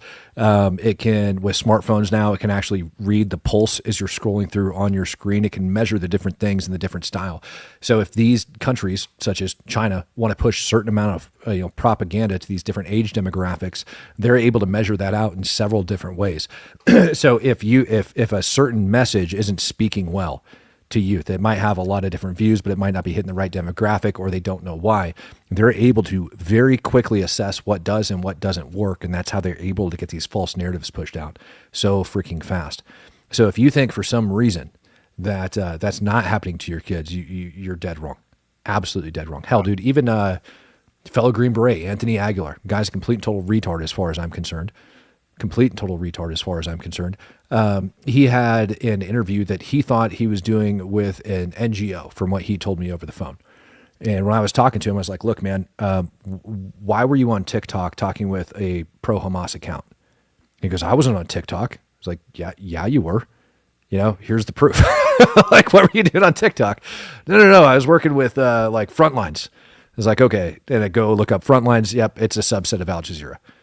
And he was supposedly interviewing that kid's mom and all this other crap. The point being that they are taking people and they are rapidly converting and screwing them over at an alarming rate inside of this country, and it's showing today.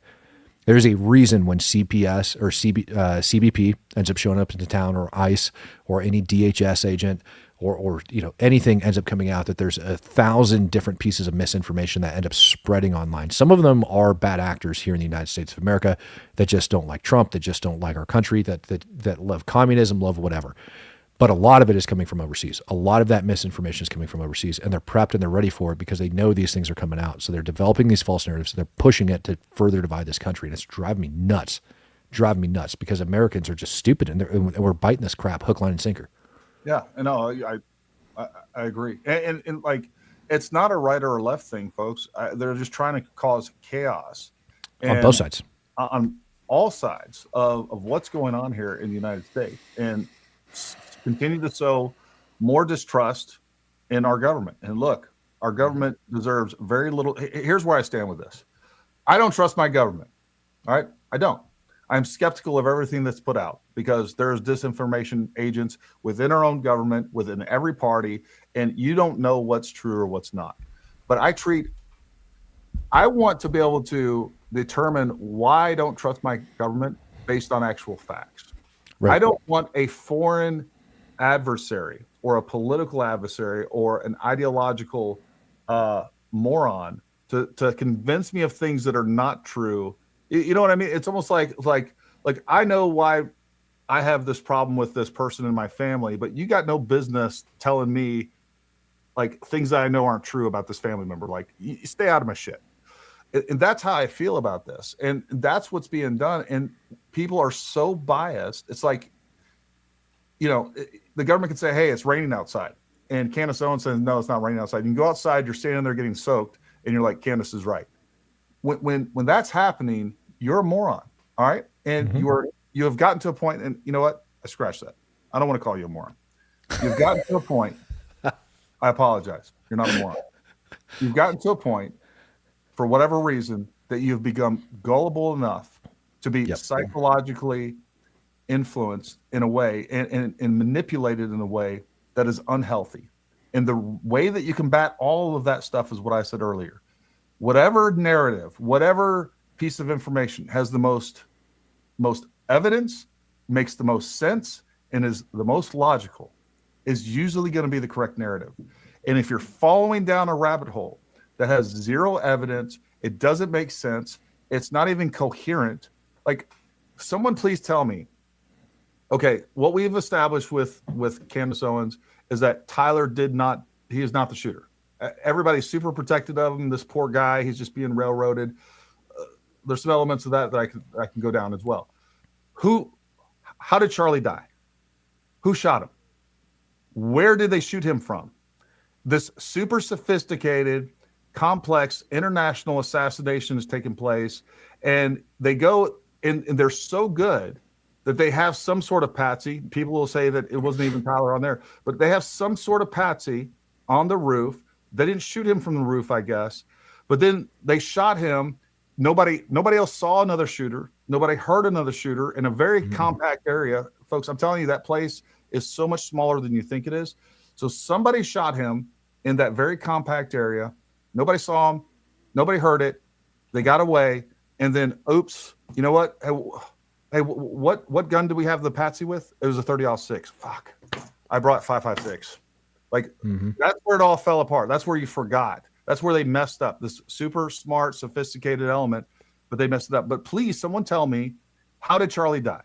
Because I can't get that. I've watched through multiple episodes of Candace. I can't see that. Never comes out. We never get explained the how, and then the who changes constantly. Like, I need some elements here, and then on top of that, give me some evidence for those elements. And I can't. I've never seen it. Never seen it. I thought for dang sure, you know, when Charlie Kirk happened just a couple days before I went wheels up to Israel, and I thought for dang sure by the time I came back it would be over. And when I got back, it was still going on. I was appalled at the crap that I saw. You remember the first day, first day it happened, people started to come out with their stupid conspiracy theories and everything else, started blaming it. And people were like, just give the family a day to breathe, man. Yeah. And now it's not even enough to go after the shooter. Now they're going after his wife. Now they're going after everybody. It's disgusting to me that they go after Charlie's wife and they go, well, is this how a human being would that just lost her husband? Yeah. When was the last time any American besides her, minus JFK's wife, but even JFK wasn't assassinated in 4K from that close of a position? With literally thousands of cameras pointed at him. With the entire world and the internet and all of this crap going on, there is no normal human reaction to that. Yeah. There just isn't. There is no normal reaction. There's no normal way to grieve when it comes to that situation. And even you could take two people, you and me, and we could go through the same exact experience, and we're going to come out with different points of view, different takes on it, and different bodily reactions that end up coming out of it, different forms of trauma, and we're going to deal with it in two completely different ways. And that's a very, very basic scenario. But when you're in like a very good, loving relationship like that, in your best friend's life, you know, your soulmate gets ripped out in front of you, and you have all of these nut jobs that are coming out on day one. How dare you go after that woman? Yeah. How dare you? Yeah, it's disgusting. I even saw him dragging like JD Vance into it, accusing JD Vance of like slapping her butt and talking about whatever articles of clothing she decided to wear. It's disgusting. It's sad. Well, look, you know, I think it's all coming kind of full circle. I think JD Vance almost was the target for a lot of, and again, there's so many, the disinformation is so multifaceted and coming from so many different directions. It's kind of hard to keep track, but I think that is one of the main targets, period, was to make sure, because I think it's pretty clear that we're going to have a JD Vance as a candidate. I think a lot of this has been a long-term exploitation of a bad situation to make sure that JD Vance, to undermine everything going around this and the Trump administration, JD Vance, and everybody surrounding his circle. There's definitely elements of that for sure that is intended to go after, to stop, to make sure that Democrats are elected in 2028. That's the point, folks. And some of you are going along with this. You're captured into it, and you don't even realize it. And it's sad. This is not about Candace. What I'm telling you, this is about your own cognitive security. Like, you've got to make sure that you understand how to process information and not just go along with whatever. And I'm trying to, and Matt's doing the same thing, and many people else out there are like, guys, we are being bombarded with disinformation, and we are in an information operation war, and many of you are unwittingly casualties of that war, and we got to get America back on track. Yeah, what's the saying? A lie can travel halfway around the world, and the truth is still trying to put its shoes on. I mean, it's the absolute truth, and that's what people have learned. And sadly, and I mean absolutely sadly, it has become commonplace. People are willing to put things out before they get facts. I put out the shooter from D.C. today getting wheeled up into the back of an ambulance, and I immediately had people in the comment section when I dropped a picture of that shooter saying, that's not the shooter, that's a lie, that's from 2024, that's from a couple days ago. And they hadn't even gone to see if they could conduct a simple Google image search and see if it had appeared before today, which it doesn't. It didn't exist before today, none of that stuff. But the most shocking portion about it is Grok in X and people using AI to try to confirm their beliefs. Have you looked into how Grok actually confirms whether or not it thinks things are facts or not? Grok will tell you. No, but I know have. that it's mostly untrue. I have. It's disgusting. You know, Grok's primary. So when you go, and I mean, you could throw it up on the screen right now, and you could ask Grok a simple question. Most of the time, it'll tell you, according to X posts, is what it ends up saying. And what it does is the most amount of information that is within agreement is what it basically concurs as the facts. This is how I learned it, by the way, was talking to Grok. Like literally just having conversations with Grok on my phone in order to ascertain how it actually does this. And if there's not community notes attached to it, it takes it as a fact. Well, how long does it take to get community notes? And just like we saw with, what's his name, Senator Kelly's uniform the other day, people were saying, well, it was taken in a mirror. No, it wasn't. Do you know what I'm talking about? Yeah, I do. Yeah. Yeah. And so people were going around. There's community notes on the Secretary of War's freaking post calling out his uniform standard, which I think is a little bit ridiculous, but I also think it's a funny troll, right? But either way, it's a point of how stupid people are. Because number one, there's a community note saying it's taken into a mirror. You can zoom in and you can read in clear English, you know, global war on terror on one of the medals, right? So it's not flip-flopped. It's not in a mirror image. But Grok will literally just say whatever is being mass reported. And I think that's why we started off having so much, truthfully, misinformation when it came down to the war in Gaza, when it's coming down to what's happening over here in the United States of America. 17 million Jews in the world, over 2 billion Muslims. And most of the Muslims are going to side with the Palestinians every day of the week. Most of them. Yeah. Who do you think is blasting out the most information? Who do you think is corrupting Grok? Who do you think is putting that information out there? You have a lot of people that are doing it. We're not even talking about Chinese bot farms, Russian bot farms, foreign, you know, like all of that crap that's influencing what you are taking in on a daily basis. It's disgusting. Every time somebody asks, hey, Grok, is this true? I want to slap that person upside the head, but they don't know any better. You know, they don't. Yeah, no, and it's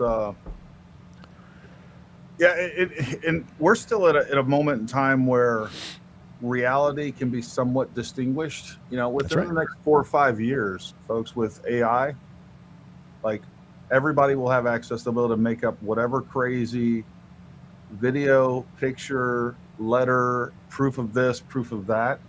And if you don't reinforce your own sanity and your own, you know, ability to reason, like that's how we get we get made to do things like and believe things that we don't want to believe. I mean, you wouldn't believe it under normal circumstances. I mean, just an example within the last, 24 hours, Kash Patel being fired by Donald Trump.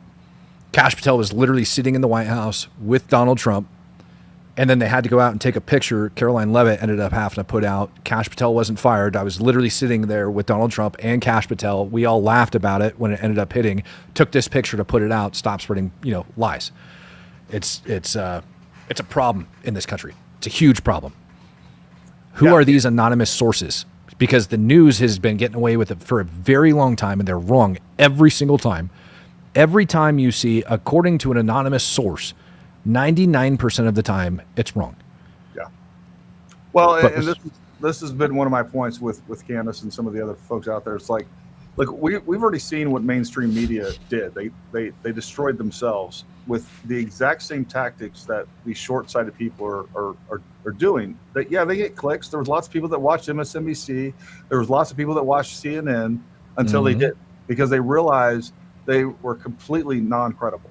And that's what's going to happen to Candace and some of these other folks, because continuing to use not only like it only goes one way. It goes whatever way that you would expect. If I was starting to hear a story from Candace, I'm like, all right, this is where we're going to end up. And we end up there every single time. And it's been reinforced by these anonymous sources. There's no evidence. There's nothing else backing it up. And yet she gets to where she wants to go. She gets to confirm her bias every single time. And she paints a picture for you without ever even considering other options. It's dishonesty through omission. It's all the stuff that has destroyed the mainstream media, and now she's doing it. Yeah, she has a cult following, just like MSM and some of these other folks that went there to get their biases confirmed. It feels good, but it's a complete lack of mental discipline is really what it is. Yeah. And the other problem that ends up rippling through mainstream media and people like Candace is they'll take one source and not fact check it, not go back. I tell every single person that follows me on YouTube, every single person over on X, don't take my word for it. Do your own due diligence. Like, do not take anything anybody says as fact. Go fact check and then fact check the fact, like triple check your sources to make sure that what you have is solid. And if it's not, like, make up your own conclusion, and you should be stating whether or not things are factual or whether or not things are your opinion. And unfortunately, things like Candace Owens, she puts out things that are 100% opinion. I'm actually really happy that you're able to catch that one very blatant lie, and it should make everybody question everything that you're hearing in these stupid little clips that end up coming out. And it won't. Unfortunately, it won't. Again, what I'm going to hear is, and what we're going to hear is, why are you attacking Candace? She's just asking questions. That's another thing that has really irritated me to no end is, no, when you're accusing people of murder through a question, it's not asking questions. All right. Number one, you're insulting my intelligence. And on top of that, you're being completely dishonest, disingenuous. And like, I don't understand why people can't see through that and understand how vile that actually is. Look, I did the interview with Brian Harpole, and yeah, I spent some time with him before, and then hearing what his guys, look, these guys are getting death threats. Their families are concerned, and when you sit across from these people that are good Americans, That's and right. you can see that their lives have been destroyed, not only by the fact that their friend was killed in front of them, but now they're being, Rick Cutler. They were back there smiling while they were working on him. You're not very intelligent if you believe that. All right. What that was a screenshot out of, if you watch that video in normal speed, not once would you say, oh, those guys are back there smiling. They're clearly grimacing at what's in front of them. But somebody took a screenshot that was out of a slow motion video and then put some sort of text down. Well, not some sort. Look at these guys smiling and joking while they're actually happy that Charlie's dead. And then they throw that out on the internet. And now you've been tricked into seeing something that doesn't even exist. And people pass that and pass that. Look what's going on. Look. And now this has turned into something that's not. And these guys with real families are being damaged in ways that you can't imagine. And if you have no humanity within you, continue to pass on those lies with zero evidence to back it. Zero evidence. Yep. Yeah, it's happened to me. I went on to go narrate a space in between Israeli soldier and somebody that was pro-Palestinian. And they were talking about children with guns. Same conversation that I ended up having with Nate. Where killing kids is wrong. All right, well, why can't we have the conversation why those kids have guns in their hands? Why aren't we having that conversation? Because that's exactly what happened. Give personal testimony to the different things I've seen and the different experience I've had with Islamic extremism, and talked about it, and end up having that clip taken and cut and changed and shared all the way up. It didn't make it on. Originally, it was told that it was over on Timcast, but it ended up not making it on Tim Pool's show. It was like one of his people that he has on his show that ended up playing it one day. Look, regardless, it's absolutely ridiculous that people cannot see through the BS. That they can't go through it and look and say, this doesn't sound right. This doesn't sound like it makes sense. And they'll take little clips, they'll share them. People think it's egregious, and they just run with it. It's sad, man. It is. Let's do this. We'll open up the floor to some questions. I'm sure that will go on for quite a bit. Yeah, we covered the shooter was from Afghanistan. Josh Hyatt became a YouTube member. Thank you very much. So DC shooting was a terrorist attack. Yeah, I think it's, I mean, I don't know if you need a declaration of it, but clearly it was a terrorist attack. Yeah.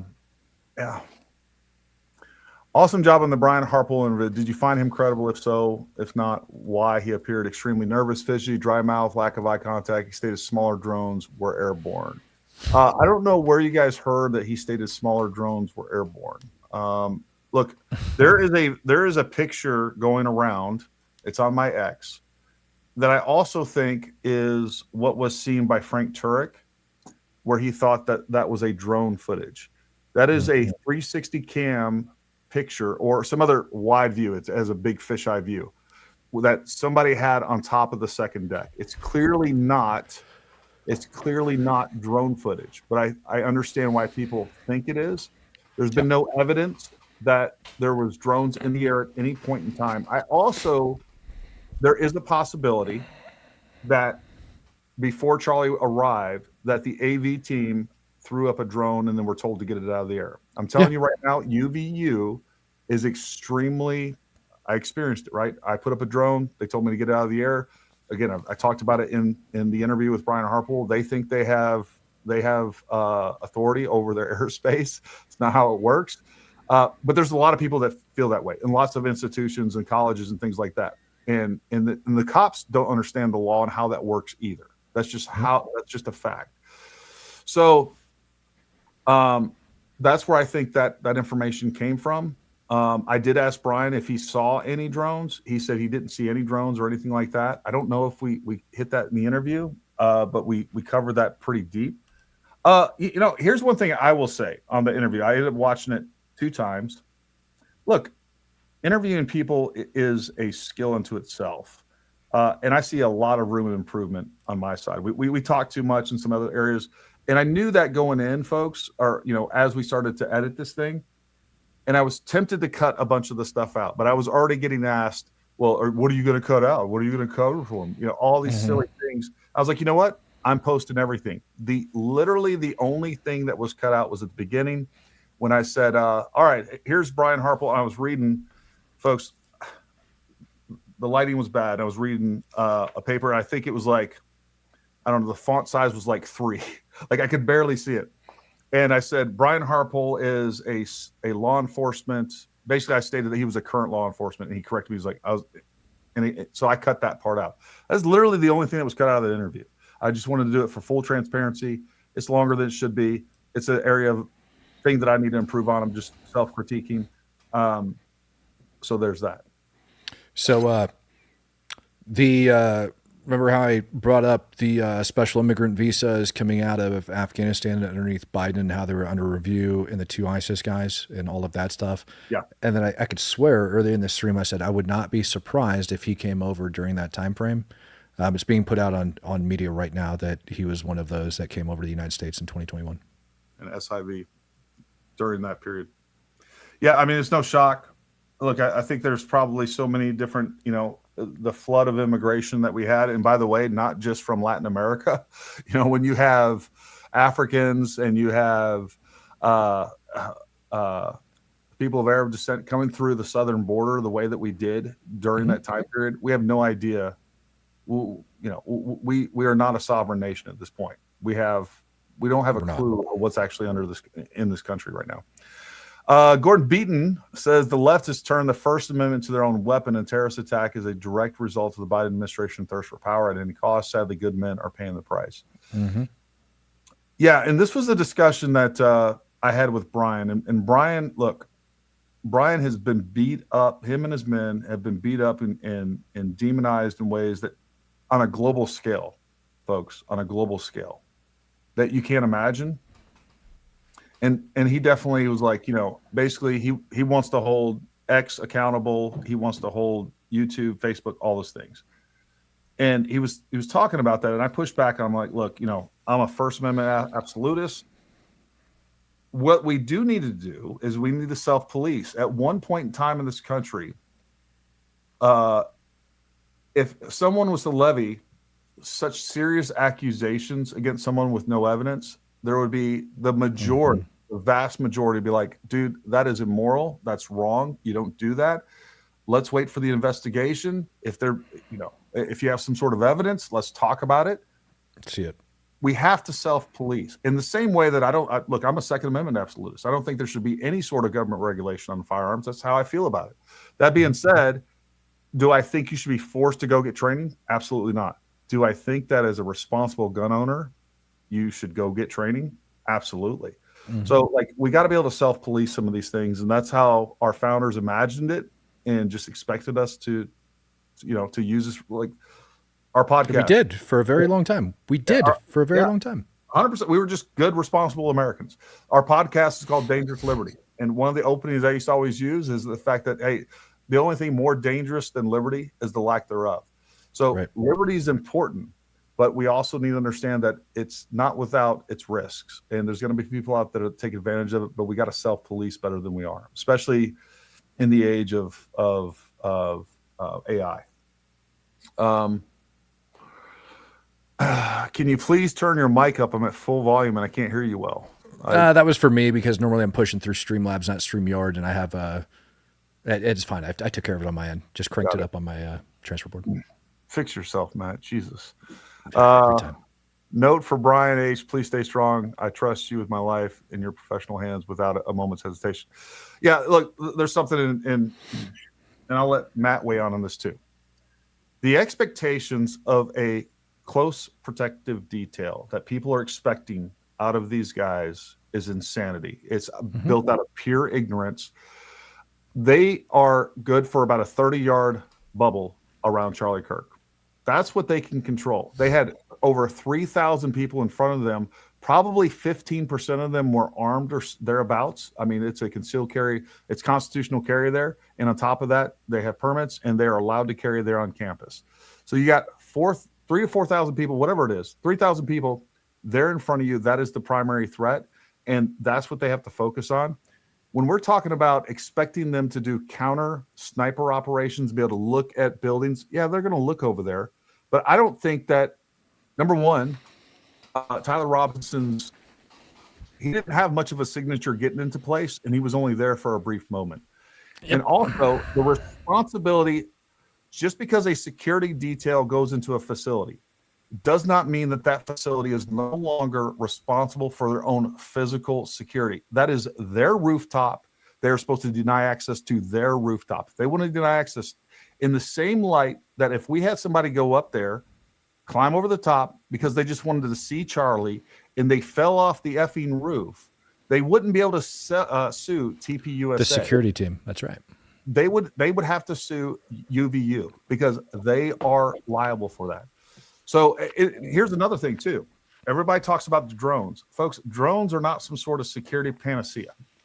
For that area, you'd have to have 5 or 6 drones. It's like a 150-acre area that you'd have to be monitoring full time. And if I see a drone in the air, they can't be looking all at once. All he had to do was kick a door open and get to a room with a window, and now you've completely neutralized drones. Is it still the security, the close protection details responsibility to mitigate that threat?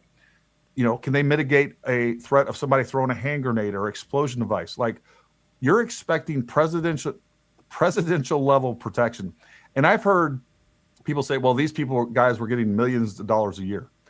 Okay, I don't know what the number is, but what I can tell you is when the president goes to an event like that, it's a couple of million for that one event because they have so many different.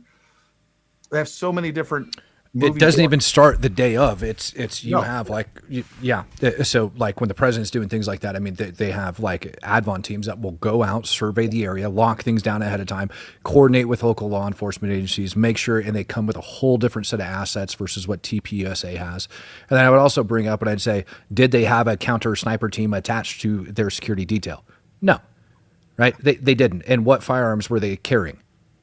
So let's say they did spot the guy.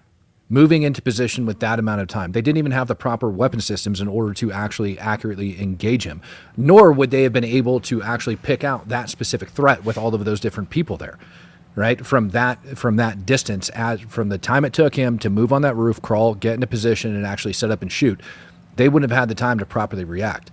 And they can't just grab a guy and throw Charlie on the ground every time somebody runs up on a roof.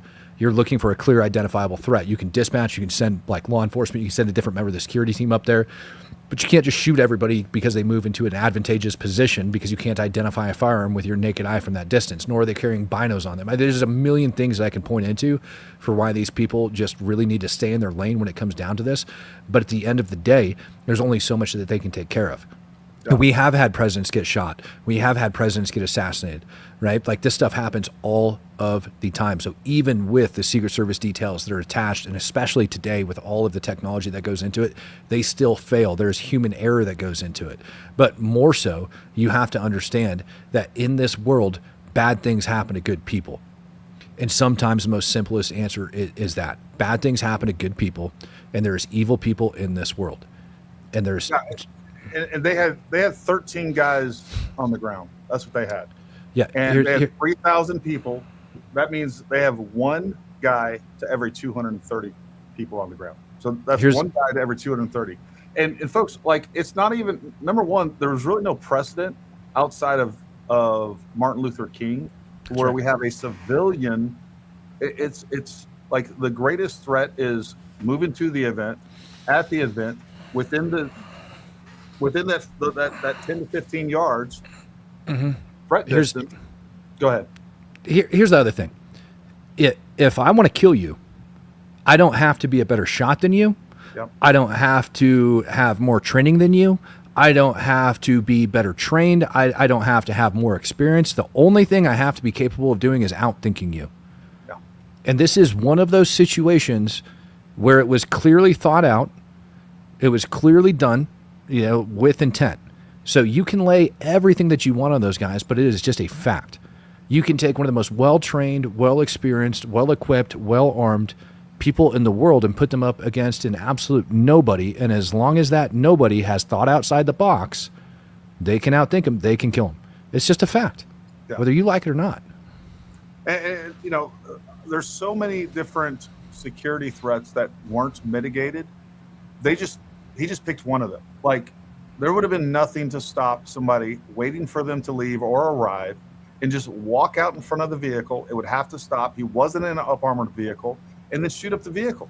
Like, a vehicle ambush is 10 times more likely, but we didn't see TPUSA rolling Charlie around in an up-armored vehicle. And for good reason. I bring the same thing up with our schools, man. People are like, why don't we have our schools on lockdown? Why don't we have armed security officers? Why don't we have prior military? Why don't we have all this other crap? Cool, man. Put 5 armed vets in every single school, and I promise you, I can come up with a way to kill every single kid in that school. I promise you. And it's going to be done outside. And then what are you going to do? You're going to stop your kids from going to recess? You're going to stop your kids from being dropped off in bus lines? You're going to line the whole place with like steel plates? No, because I'm going to find another way to do it. Or maybe I'll just hit the school bus. Or maybe, I can keep going. Yeah. Like people are demanding the most ridiculous stuff in this world. And again, instead of looking at the societal problem that's causing it, the actual root cause, the root problem, we've got people going off on the French. We've got people going off on Israel. We've got people blaming each other here in the United States. We've got all this other crap. But what if all of that energy was actually dumped into the actual root cause, which was, even if what they're stating is true and he was a patsy, what is the issue which allowed that patsy to be exploited, and why aren't we addressing that in our country? Yeah. Why?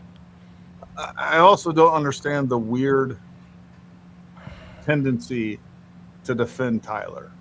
Like, it's almost strange. Like, not only did they say he he didn't do it, but then to explain away his limping when he has the gun down his leg. They actually said he was handicapped. Like, oh, he's always been handicapped. Like, who the F made that up? Like, because you are, again, I think that was outside influences for whatever motivations, sprinkling in more things that create more doubt, that give more momentum to these false narratives. Like, that's the real enemy here, folks, is false narratives. Doesn't matter if it comes from the government. Let's call it out. Hey, that's a false narrative coming from the government. COVID was a false narrative. Lockdowns were a false narrative. January 6th, a lot of false narratives going on there. A lot of abuse of power with some of those things. There's 100 more that we could go down the list. You know what? The biggest information op and the biggest false narrative that I think that we have been victimized with in this country is the 2020 election. I think there was massive voter fraud, and I think that has been suppressed, that has been covered up. They made it to where it was impossible to validate any, voter security whatsoever. It was a easy crime to pull off. It was almost an impossible crime to prove.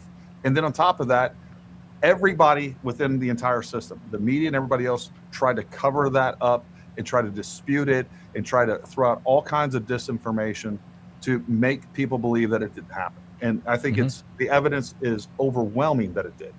Well, how shocking is it that more people are talking about like conspiracy theories with Charlie Kirk versus the White House coming out saying that the former president of the United States of America, in conjunction with the former Secretary of State, orchestrated an entire plot against their political enemy.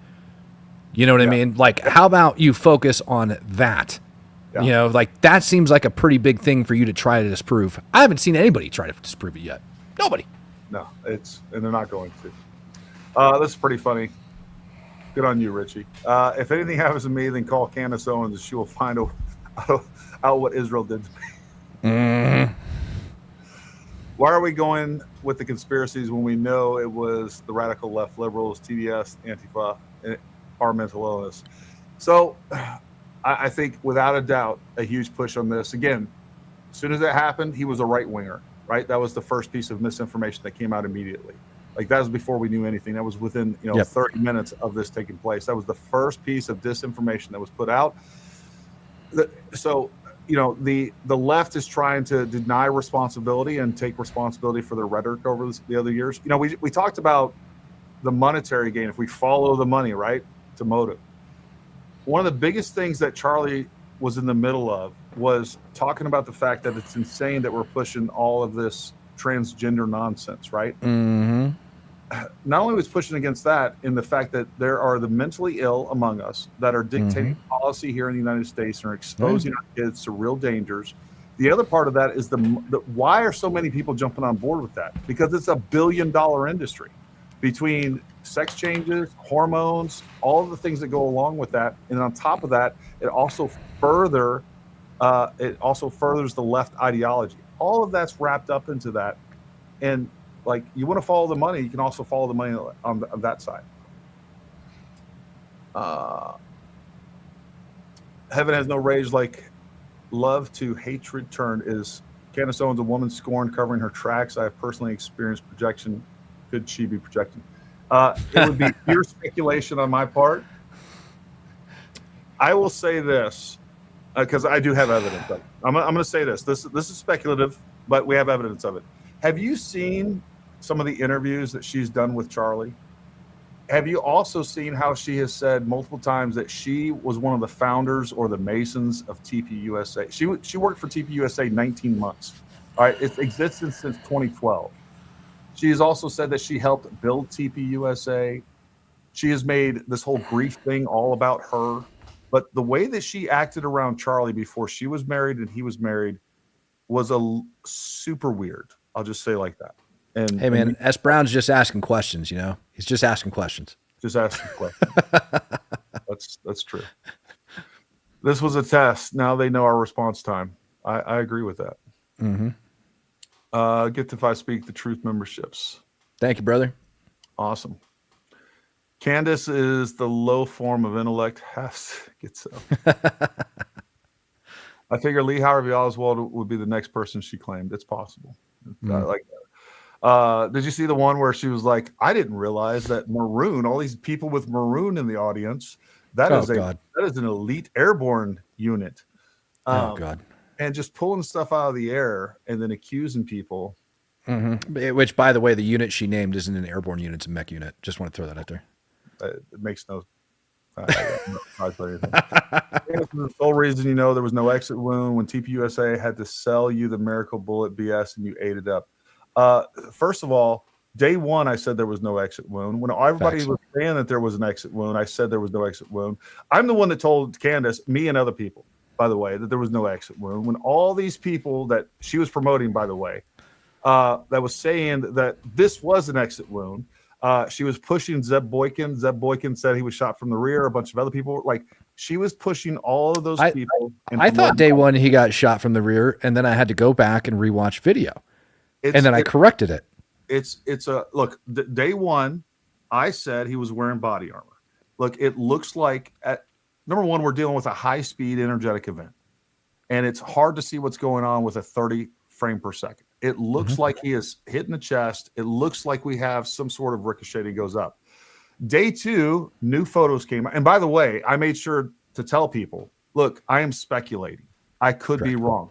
Very first video, I said that. That's important to delineate when you're speculating. We don't turn speculation into fact. Day two, we had some other pictures come out, and I said, look, I'm probably wrong on this. Literally day two after I released that video. And there was some other things that went on there that I thought there was still a possibility because it did explain some things.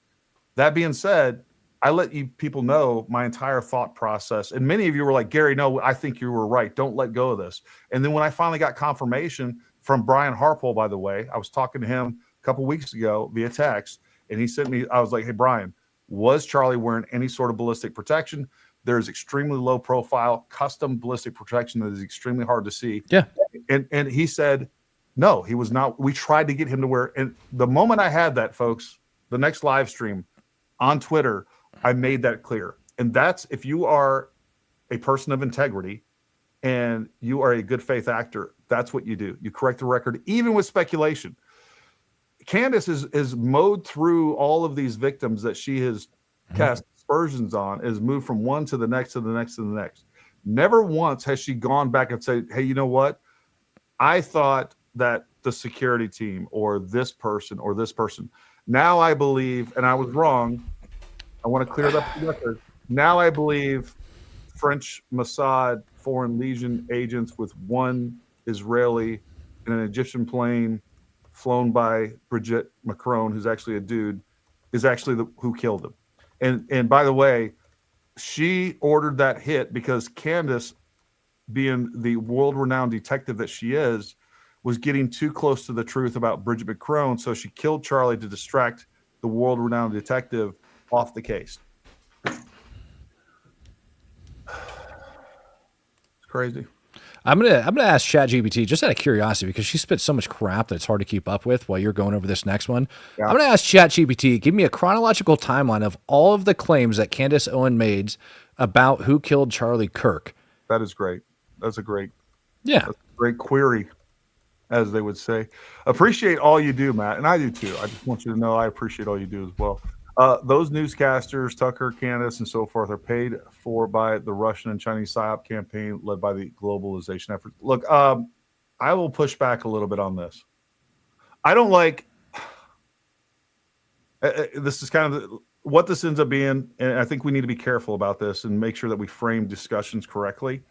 Like, it's stupid to say, Matt, you're saying what you're saying, not because you believe it and because of your background, the information, your education, your experiences, but because you're paid by Israel. That is a non sequitur. Like, there's nothing substantive about it. So I would say our side, be careful of doing the same thing. Like, attack the merits or challenge the merits of the argument with substance. And that's how we stay true to ourselves. And I think that's how we win the fight anyhow. People, it's the same thing as when, you know, a liberal calls you a racist or sexist or a Nazi or whatever else. It's meant to undermine you without actually addressing your argument. Yeah, unless they are getting paid by people like RT, right? Sure. Like, that's different. Yeah, and if we have proof of that, I think that we need to get that out there and make exactly. No, yeah. I mean, is there any evidence that Tucker is being paid by RT? No, I don't. No, I mean, he's a little bit when it goes towards foreign influence with Qatar, but again, not proven as far as flow of money goes. So, I don't think. Look, I just personally don't think, and I could be wrong. This again, speculation, right? I don't think that Tucker says the things that he says. I don't even think he says it for influence or clicks or views or whatever else. I think Tucker kind of goes off on these weird things sometimes. Candace, I've already told you what I think her motivation is. I don't know what their motivation is. I would love to ask them. I look at Tucker and I say, if he really is as smart as he portrays himself to be, then he should do the due diligence to know that a lot of the things he puts out, he gets wrong, or that the people he is bringing on his show are extremely biased and extremely leaning in one direction, that they're not truthful, honest people.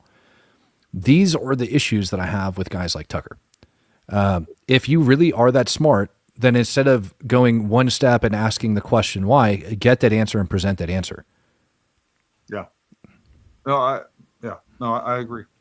And like, help us understand how you came to your conclusions. Because I will say, Tucker just went from, I don't know, it's like out of the blue, we went hard anti-Israel. And I don't really understand it, to be honest with you. I would love to see that articulated.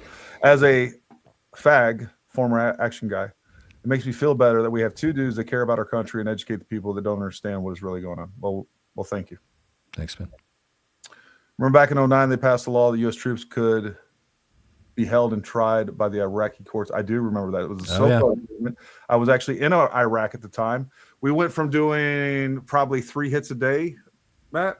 Once that SOFA agreement hit, there was a couple of things. Number one, we could be tried by an Iraqi court. Mm-hmm. And this is Obama that put this in place. The other thing that we had to do, instead of developing our own intelligence and developing our own targets, we actually had to go get a warrant from a judge to actually go execute direct action. And my team sergeant were like 8 months into this 10-month deployment. And he was like, guys, we're done. We're not going to get compromised. We'd already, a lot of shit had taken place during that. But anyways, long story short, he was like, dude, we're going to continue to develop intelligence. We're going to do what we can. We are not going to put ourselves, and I'm not going to put you guys at risk to where we go and give a warning order to a effing Iraqi judge before we go execute a direct action target on a HVT. Like, that's not happening. So it was. Yeah, if you want to look in more to that, Carl Higbee from Newsmax, his SEAL platoon was actually one of the reasons that actually happened. And they were the first ones they tried to smack down with that. Yeah. And then on top of that, besides the fact that you're putting your life on the line, you're also exposing yourself to a freaking banana republic of being prosecuted in Iraq. Like, no, that's right. Great live stream tonight. Thank you very much. We appreciate that. Sky God. The Truth memberships. Thank you, brother. Great show, Gary. What's your thought on Venezuela? Cartel there has their claws in the DC swamp. That's the reason Trump is engaged, I believe. Look, we have a lot of confusing interests in South America. We always have, going back to Iran-Contra and really before that, not everything else. Look, I think there are, again, entities that benefit from drugs coming into this country. And the same thing, like the reason that we haven't been aggressive on drugs in America, like there is a strategic reason behind that. And I love what he's doing. Look, we have like 60,000 people dying every year. I think that may be a low number. That's extremely low. Yeah. That might be a month. Yeah. Yeah. Of, overdoses. So like, we need to don't talk to me about gun control until you're out there. If you really care about lives, until we get the opium epidemic under control here in the United States. I don't know if that was a good answer. That's kind of my thoughts on this. This was actually one of the topics I planned to spend more time on. I don't know that we're going to tonight. Matt, real quick, your thoughts on what we have these Dems basically committing sedition, in my opinion, telling troops not to obey constitutional orders. Yeah. So I got asked this question on a news interview the other day, and I asked the TV host, I said, or the anchor. Well, now you're on prime time. Right. I know. So I asked the guy, I said, well, what was the first thought you had when you saw that video? You have zero military experience. You've got nothing in your back. Like what was your first thought when you saw those lawmakers speaking on that video? The answer ends up, well, obviously they're telling the, people in the military to disobey illegal orders from Trump. That's what they're telling them. Okay, so if we take the layman standard and we apply it to that, or the reasonable person standard, and say the average American that watched that video thought that, then the members of our military absolutely knew exactly what they were talking about. Not a single time in history have we ever had to had a single politician come out and publicly state to members of our military and remind them that they needed to defy illegal orders. It's never happened before, and it's never happened for a reason. On top of that, statements before and after, I've identified, I think it was 19 total federal lawmakers between congressmen and senators that have named either the strikes inside of Iran illegal and or unconstitutional, thereby making them illegal, or the strikes on the cartels coming out of Venezuela illegal. And one of the men that was actually in that video, Representative Crow out of Colorado, had gone on the news and clearly stated sending the National Guard into Chicago he viewed as illegal because Trump described it as waging war on Chicago. Obviously, it's not waging war, right? Like that's hyperbolic. Like that's not, I mean, he's just speaking. He's not waging war, dropping bombs, frickin' any of that crap. So it's very clear to me exactly what they meant, exactly what they were trying to say. And I even went over this morning on my podcast. I know you said real quick, but sometimes just things aren't that quick. Yeah. There was, Send it. did you see the sign outside of Fort Bragg? No, I didn't. So there's a sign outside of Fort Bragg saying, did you sign up to go airborne just to like back up ICE or some crap like that? I'd have to go find it and pull it up, but it was words to that effect. Sure. And it directed him over to a website called I didn't sign up for this crap or something like that. And then it takes him over to a nonprofit organization that ties in with, I think it was the National Lawyers Guild, that also gets tied over to like George Soros and Act Blue and a couple of other places is all the allegations that go into it. But the interesting part is that 501c4 organization actually put out a fact sheet on their website just a couple days before that video came out with pretty much the exact same talking points. One of the men, senators that ended up not making that video, had said that he got sent a transcript for the video and that he just didn't have the time to do it beforehand. Otherwise, he'd have done it. So there's a transcript going around. Somebody developed that transcript, sent that transcript. That needs traced back. If it goes back to that 501c4, that is clearly, in my opinion, trying to recruit members of the military in order to actually defect and go against what are presumed to be lawful orders, which is the other thing that I think is the big telling part. It's not what they said in the video, it's also what they didn't say. The other thing military members get told is that, and that is like codified in law, is that you are to presume the orders as lawful. Yeah. Unless it is obviously illegal, you are to presume the orders to be lawful, right? You are not supposed to question. You're not because the military would end up breaking down. It's not what you personally believe. And every time you get briefed in the military on disobeying illegal orders, they give examples. Not a single example is given. So to me, we have the reasonable person standard that you can take and go and you can apply to that and say, what did the average American think when they were presented with that information, which was obviously, they're trying to go against the president.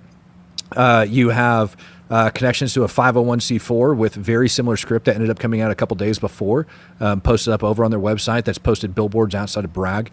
And then we have just common sense. Why would they need to state that in the first place? And I'm like you, I'm an absolutist when it comes down to a lot of different things, but not a single right that we have written in the Constitution. Not a single one of our constitutional rights is absolute. It's been confirmed by the Supreme Court. Not a single one. Yep. And so while it might be a free speech issue, people are quick to say all they're doing is citing the law. Well, you're like my child. Yeah. That's like my child stating all I was doing this when you know damn good and well what you were doing, and I would slap the crap out of you, spank your butt, and throw you in your room for that stuff, right? So they're acting like children, and this is a very serious situation that we're talking about here. Over on that website, it was actually talking about nuclear warfare and things of that nature. Right. And we are in a situation, whether Americans believe it or not, President Trump ended up sending 2 nuclear subs over off the coast of Russia right before he actually entered into that meeting with Putin over inside of Alaska. A lot of people don't like to talk about that. right? Like we are in that state today, whether people realize it or not. And if we have people that are questioning orders to launch nuclear weapons, if we have a commander that comes out, a lot of people are looking at this as, well, your baseline private wouldn't state that, who cares if a private defects? Who cares if a private disobeys, right? Like that person can get smacked. Well, what happens when it's a battalion commander, a brigade commander, a division commander that ends up coming out and saying, this is an illegal order. Yeah. We are not following it. Yeah. Because they have bought into all of the same misinformation and disinformation, and don't act like it's not happening. Because we have some very intelligent people that have fallen for a lot of lies inside of this country, and it's freaking appalling. Yeah. There's a major that I mean, dude, I can go on about this forever. It was wrong. In my opinion, it was wrong, and they knew it. Well, yeah, not only is it wrong, but it's also a clear example of actual psychological warfare where they're using something like this and they are undermining the discipline and capabilities of the United States military. That's right. And like, it should be obvious to people. Again, we have our own politicians within our country conducting psychological operations on our own people, just like that. Trying to, like, if we could get that message out, if we're in the middle of a war against Russia, and we could portray that message onto Russian soldiers and reduce their morale, reduce their capabilities, and undermine their fighting force, like that would be like that would be one of the most effective pieces of psychological warfare that we've ever seen. And yet we have our number one former military that they know they're lying, that they're full of shit, and our own politicians putting that out for political gain. And really, it's not even political gain. It's an ideological gain. And it's the fact that they see Donald Trump and his administration as an enemy, which is also crazy. I fear that after trial, Candace Owens will claim everyone is in on it and chaos will continue to worsen. And I can't see her apologizing. She won't. She'll never will. You're dead on. Keyholing plausibly explains ballistics. It does. Look, it could have keyholed. The other thing, I meant to go through this the other night. What I thought was crazy. If you guys haven't seen, I talked about this book the other night. This is a book on ballistics, and I literally have a picture of a shot just above the collarbone where they were doing ballistic testing and looking at people that are shot. It's exactly, and he talks about how the skin is stretched, but it's basically almost in the exact same spot, a little lower in this example. I'm going to cover this another night, but it shows exactly what we see. So while we do have what I would think looks like a strange entry wound to some extent, this right here is exactly what they show, and it's not a round tumbling or anything else. Look, again, there is a reference. Go ahead. No, it wasn't a fringe round. There's a reference from an OSS field manual from all the way back in the day, right? So OSS, that pretty much dates it, and it talked about a situation of OSS guy going to take out a German sentry and literally firing a 30-06 projectile into the soldiers, and it was the same thing. It did not go through. It impacted the neck. I couldn't believe it myself when I ended up finding it. It exists. If I still have it, I'll send it to you. I know I downloaded it and saved it and talked about it. But yeah, I mean, it's been documented in the past. Just nobody uses that dang round anymore. I think like me and my stepdad are the only two that really shoot it anymore, And some FUD that showed up to one of my long-range courses that had an AR-15, right? Yeah. No, AR-10 converted to 30-06 to chamber 30-06. AR-10 converted to chamber 30-06. Overgassed. And again, it goes back to the fact that everything that we would need to know about that round to make any sort of logical prediction of what we think we would see, and then we can still get it wrong. We don't know what that is. It's like looking at a car and saying, you know what, I used to have a car like that. I know the top speed on that car is 80 miles an hour. When you don't have a clue what the engine is in it, you don't have a clue you don't know if the engine is broken. You don't know if it's some stupid, it could be 200 miles an hour. But again, people are taking their limited amount of experience and saying, my pappy's rifle would do this. It'd blow the head clean right off of your shoulders. And it's like, shut up. Like another great example of this is Thomas Crooks.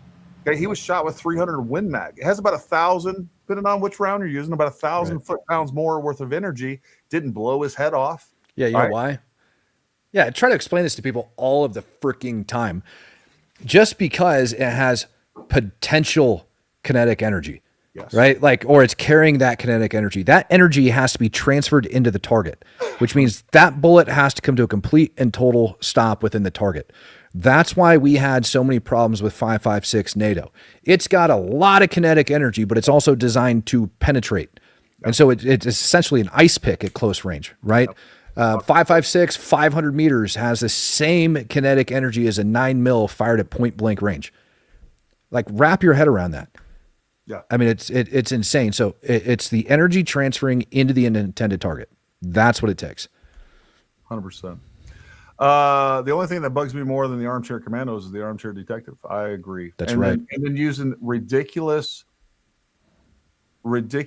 assumptions or using ridiculous logic or just incorrect information, and then using that to come to these ridiculous assumptions that you don't even have.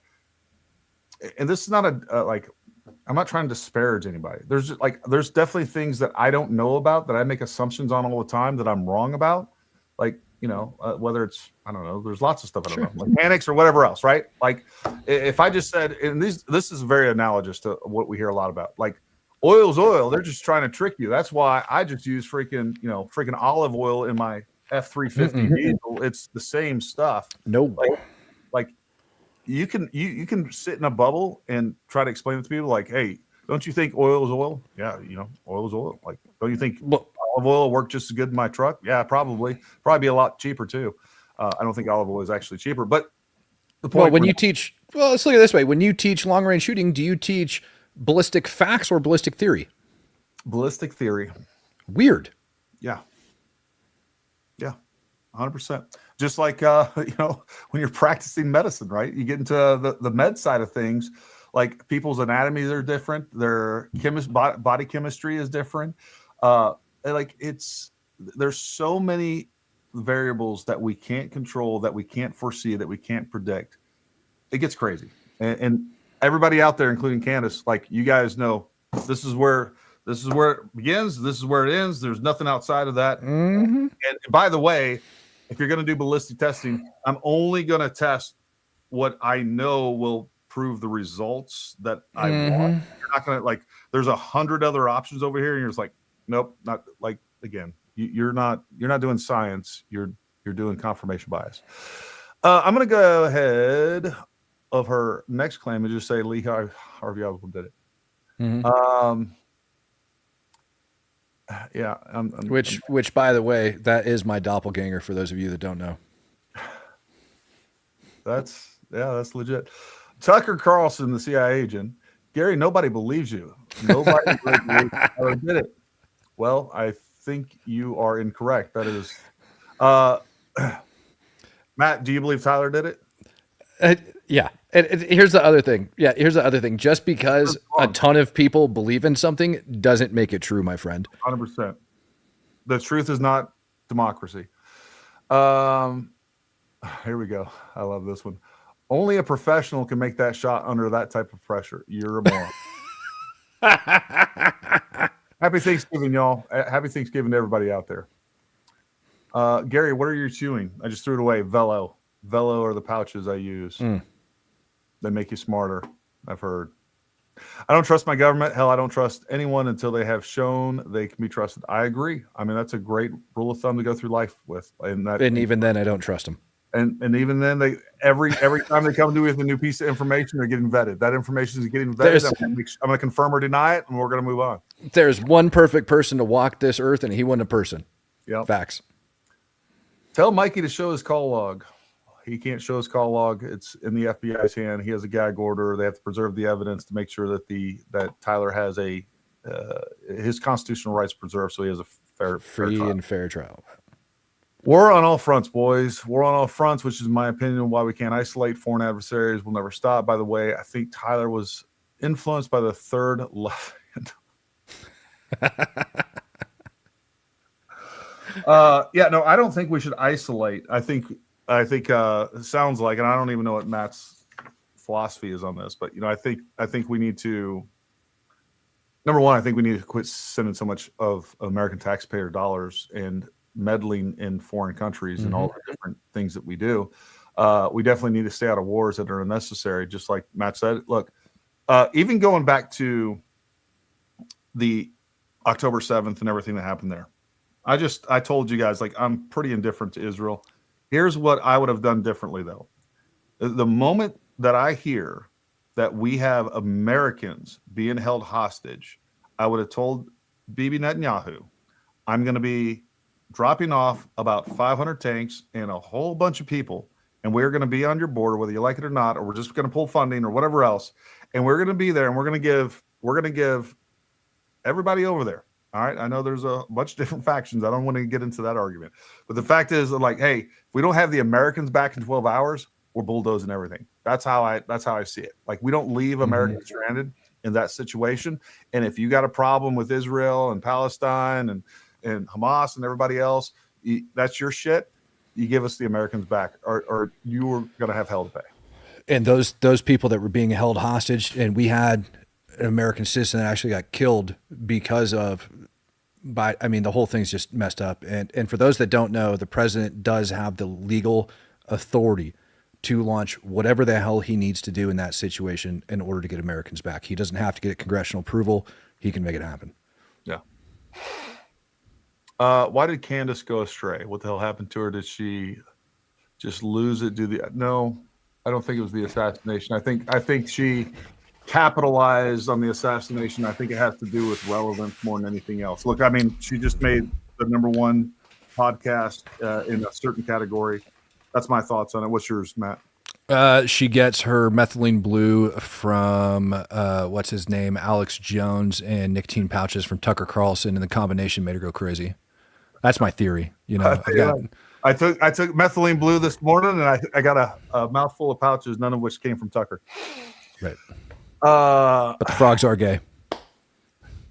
That's factual. Stop pushing Republican versus Democrats. We're not falling for that anymore. Well, that's an element of this, and you got to know your terrain. Matt, I sent you a DM on X of an update on the National Guard situation. Thank you, Jay. Read it for you guys. Thanks for not sending it to me.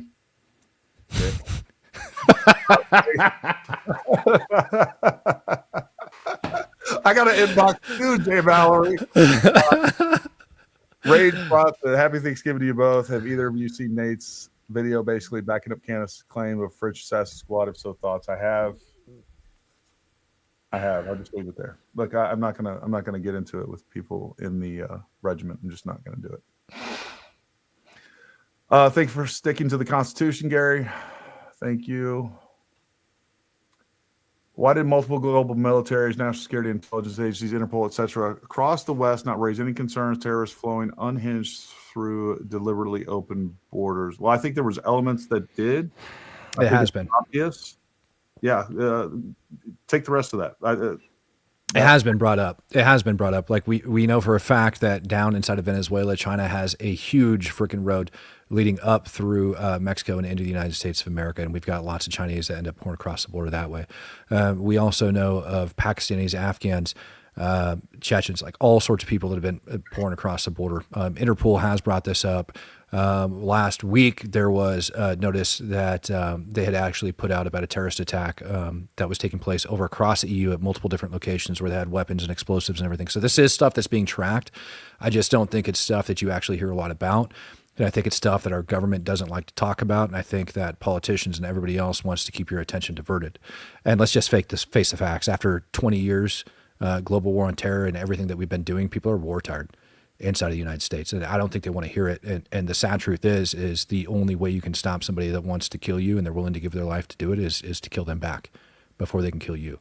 And Americans don't want to hear that. And I think it's about time that we start having that conversation in this country. It also helps if you, I don't know, put some roadblocks in where you deny entry. But look, the other element of this that is part of the way that our republic was formed is that we do have an executive branch that is allowed to appoint all these, heads of these different departments. And then when you have good people in there working that are just trying to do their jobs and they're sending up these reports, those political appointees get to suppress that. And look, that's part of what happens. We see the results of certain policies, whether it's Republican, Democrat, or anything in between. and then the American people get to choose down the road. Because if we get another Democrat in office, and especially if we get to where we have a majority in the House and the Senate, folks, it's going to go back to that times 10. Like, they are importing voters, and they believe that if they import enough, they don't care about the American safety, that they are going to be in power for a really long time. And I think they're right. I think it's That's my theory. Yeah, it's a completely logical conclusion. Is there any public response from UVU? No, not that I'm aware of. They put out some information. What I can tell you is, look, there's elements to that. Number one, as an institution, they're just not going to respond. Number two, we don't know what legal action is being taken against them. Number three, or what legal action is going to be taken against them. Number three, I'm sure they are part of that gag order, at least elements of there. And they are going to be, there's certain people that are going to be part of the trial and ultimately eyewitnesses. I don't think there's no indication to me that where, Utah or the FBI or anything else. And right now, the entire investigation is Utah's hand. The FBI has relinquished authority over that and jurisdiction. I don't think that they are going to be held in criminal. They're not going to have any charges or anything like that. Like, civil thing is another issue altogether that could be very, very real.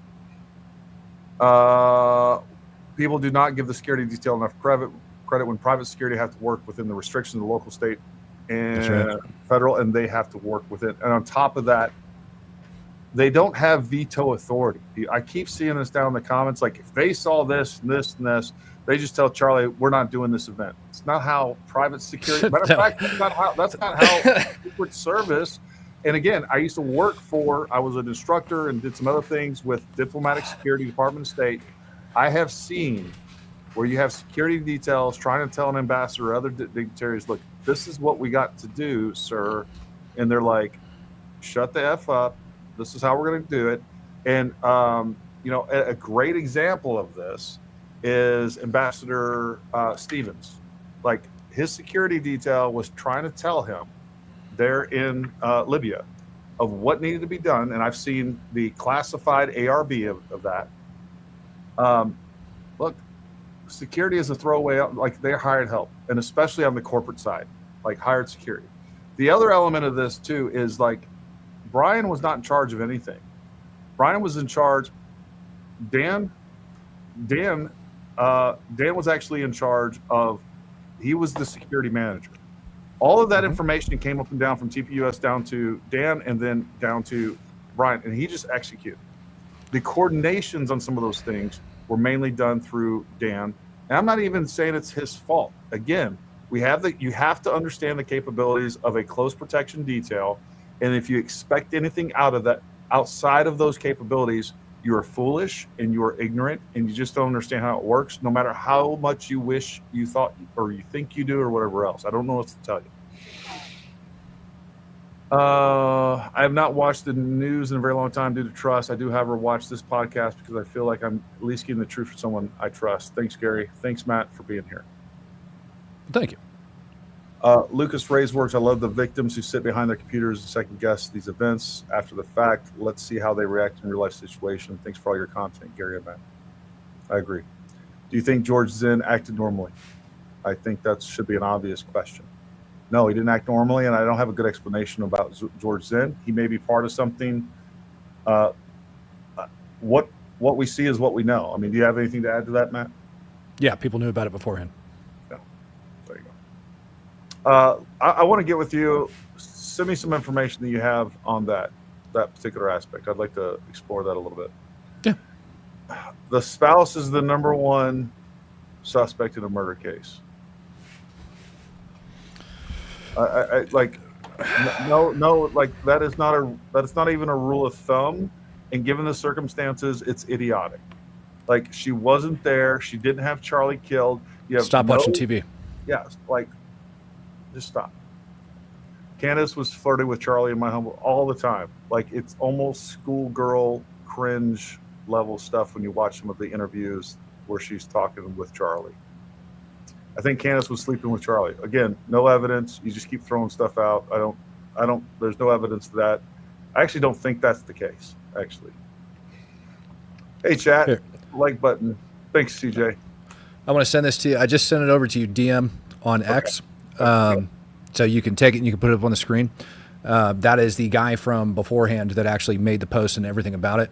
I should have another one also that references it as well. So I just tried to go to messages and it's like trying to reset or some weird thing going on here. There we go. Let me throw this up on the screen. I don't think I've seen this. Anyways, let me. So that one with the dog on it, that is the original X post before it ended up getting covered up.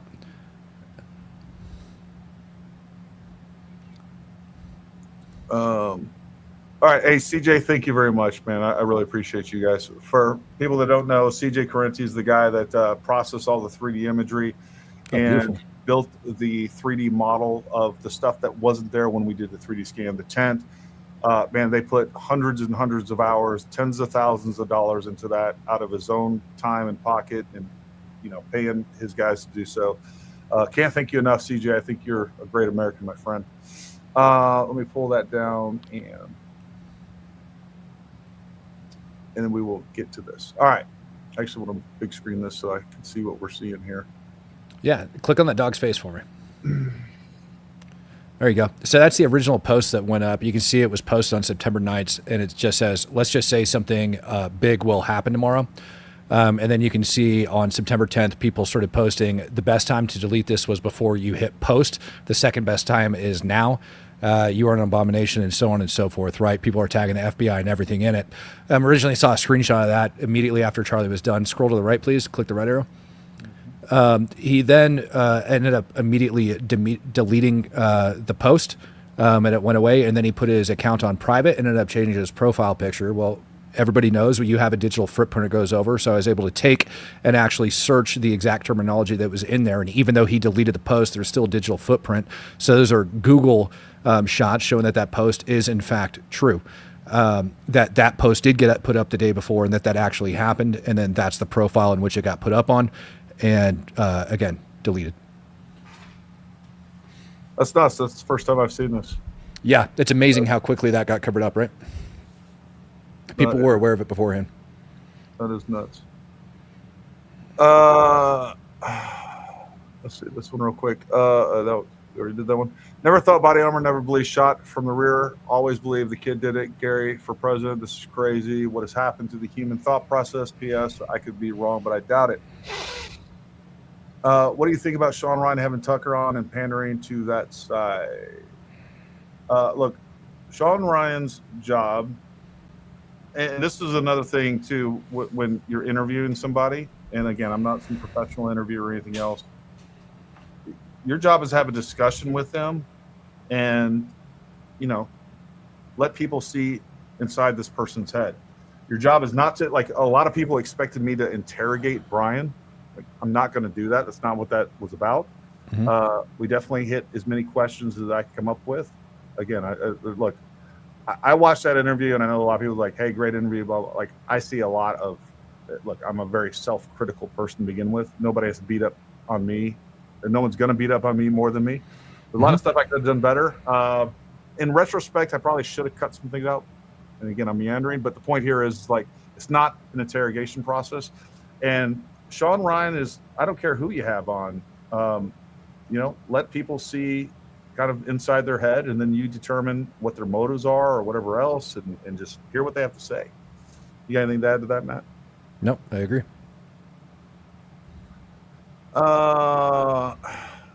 Matt Gen X Transplant Bros, love your show. I'm a member on my personal account, but my bro, and love your show. Keep it up, man. Nice. Thanks, brother.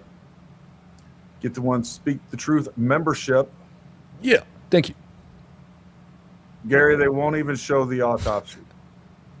You're right. They don't show the autopsy because it's part of the evidence. It's evidence for the trial that hasn't taken place yet.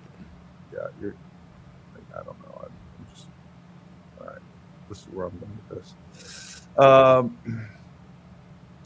Sorry I haven't been around lately, so you may be tired of this question. What is your best guess for no exit wound with no vest? Well, I think Matt and I have kind of hit that pretty hard. There's a lot of good reasons. I just posted, like, I don't know the validity of this, but somebody sent it to me, and I actually had him send me an additional follow-up video. Guy sent me a picture of a deer that he killed where the 30-06 round is actually lodged in the deer's heart. Things are crazy with ballistics. You're also dealing with things. Number one, super high speed interjected event, and you're dealing with things at a microscopic level between things that are happening to the metal, things that are happening to the blood, the flesh, everything else that's going on, and we don't know what the round was. Like that's like You can't repeat the same shot twice. Yeah. Even if we had all of it, if we 100%. had all of the information, if we had the same everything, we couldn't repeat any same shot twice. Now you can come really close. You could do all sorts of different things, but all of that is a lot of theory. That's why we brought it up earlier. Are you teaching ballistic facts or ballistic theory? Yeah. That goes into it, and it's theory. I mean, I've seen some wild stuff happen when bullets strike flesh. Some crazy stuff. So, yeah, I mean, there's just so much that we don't know that there's no way to even. And again, anyone that's saying definitely this or definitely that, like you don't need to even listen to them because they don't know what they're talking about. Doesn't Charlie's security have a gag order also? No, they do not. All right. So I talked to Brian about this. He currently is not under a gag order. I don't think he's even actually been subpoenaed. I don't know if that is changed, but no, he's not under a gag order. There was look, the gag order that was put out, it was very clear within that gag order, the left and right limits. Like, I remember the day after I saw Candace, she's like, I'm not going to follow this gag order. Mm-hmm. You're not in the gag order there, Victory, Tina. Like, I know you're going, like, you're against the system. I got it, but it doesn't even include you, you narcissistic weirdo. So anyways, yeah, I generally agree with this, and I don't think it's for ad revenue personally, but again, I'm speculating. I can't look into her soul and see what's going on. Look, we're gonna hit like 5 more questions, and then Matt has a bedtime. I got a bedtime. And we'll get you guys out of here, but we really appreciate you guys tuning in. If they're not telling the truth, or the NWO elites roam pre-planned one world building, and just not telling the truth of the end game. All right. If you get into the fallacy of this, if this, then that every single time, you're going to come up short. Like, it's just because if you believe, and I do, I think there was a conspiracy around the JFK assassination, probably a conspiracy around Martin Luther King assassination. Mm-hmm. Doesn't mean that every assassination is a conspiracy. It doesn't mean it's not. But what I'm saying is like, I don't consider those, as I'm going through this entire case, and I've been doing it nonstop for 2.5 months now. Like, I'm looking for evidence of what is true and what is not. And like, it's really hard to overcome all the evidence in just these charging documents. And then you can look into this, and then you can see, like, it's very clear all the evidence that are not listed in this charging document. Well, to some extent, like they actually talk about how they have footage of him getting into place and actually moving to the edge, getting down on his knees, low crawling to the actual final firing position. Like, where do you think that came from? That came from that camera. I was there on the UVU roof. I can tell you for certain that camera had a clear view of him moving into position. You don't have that information. We don't have that information because they can't release it. That's how our justice system works, and thank God it does. I know it doesn't placate our curiosity, but none of that video that was put out with him was there to convince you that he was the one that's guilty. That video, the small amount of video that was put out, was just enough that somebody decided, like, we need to put just enough because we don't have this person yet. And somebody will recognize him from this small amount of video. And it worked. His mother recognized him. His father recognized him. They both turned him in. They both said in these charging documents that he what did he say exactly? Basically admitted to guilt. He implied that he admitted to doing this. Here's my problem, and that to me is like the strongest point of this. Matt, do you have kids? Mm-hmm. So if my kid, let's say the narrative, oh, they turned him in because the police were looking for him. They didn't think he did it. Now, even if I'm in protective custody and I see these charging documents come out and say that I turned them in, that I recognized him, and that my son admitted to guilt in this, and I think the government is lying and railroading my son to a death penalty.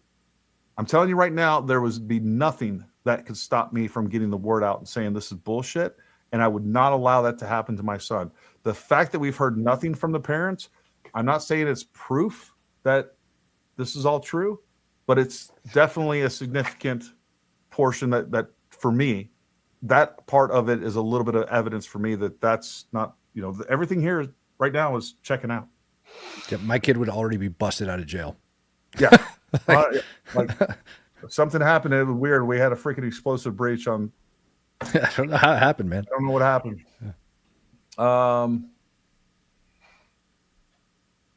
Prove Tucker is a CIA agent. Did he say outlandish lies and outlandish truth at the same time? I don't know if that's a. If I'm not giving you the entire story, is it the truth? Yeah. If I'm giving you partial facts, is it truth? Like Candace Owens' video, she made a factual statement when she said that he said car. But she also failed to mention that he said vehicle multiple times after that. I consider that a lie. Yeah, no, that was clear deception. And that one piece completely undermined millions of people's view on the validity, which to me is silly to begin with, just because like that whole logic doesn't even make sense to me. But it did to a lot of people, and she convinced a lot of people by omitting 15 seconds later when he says vehicle. And then I'm still like weirded out about the fact that she wasn't like taxi the car over. Like that's the weird thing. There's killing common and there's getting away with it very rare. Technically, he did get away with it, but he apparently had a big mouth. So he didn't just have a big mouth. There was just so much amount of evidence that he left out. I don't think that Tyler thought he was going to get out of there. I think he thought this was a one-way trip. I don't know that. It seems to me that there's a certain level of planning getting to that point, and it looks like to me there's a lack of planning on the exfil. And I think like, wow, I got away with this thing. I think he went there to die or knew that was a huge possibility of it. Exit strategy, United States. It's a problem. Yep. It is a real problem. All right, folks. I think we're going to leave it right there. Listen, folks, I really appreciate you guys tuning in. Thank you for participating. I'm glad we got as many. If I missed anybody, if I missed any super chats, I apologize. It was not intentional. I promise you. Matt, thank you for coming on, man. I really do. Thanks for having me. Thank you. Great discussion. I thought it was good. And folks out there, I want you guys to have a wonderful Thanksgiving tomorrow. God bless you and your families. And yeah, we'll be back on, I don't know. We may do something this weekend. We'll see. Worst case scenario, we'll be back on Wednesday. Matt, when's your next show? Tomorrow morning. Tomorrow morning. Jeez, oh, Pete, he's freaking outworking me. Well, listen, folks, we really appreciate That's you. what I do, baby. Have a wonderful Thanksgiving. And until next time, stay armed, stay ready. We'll talk to you.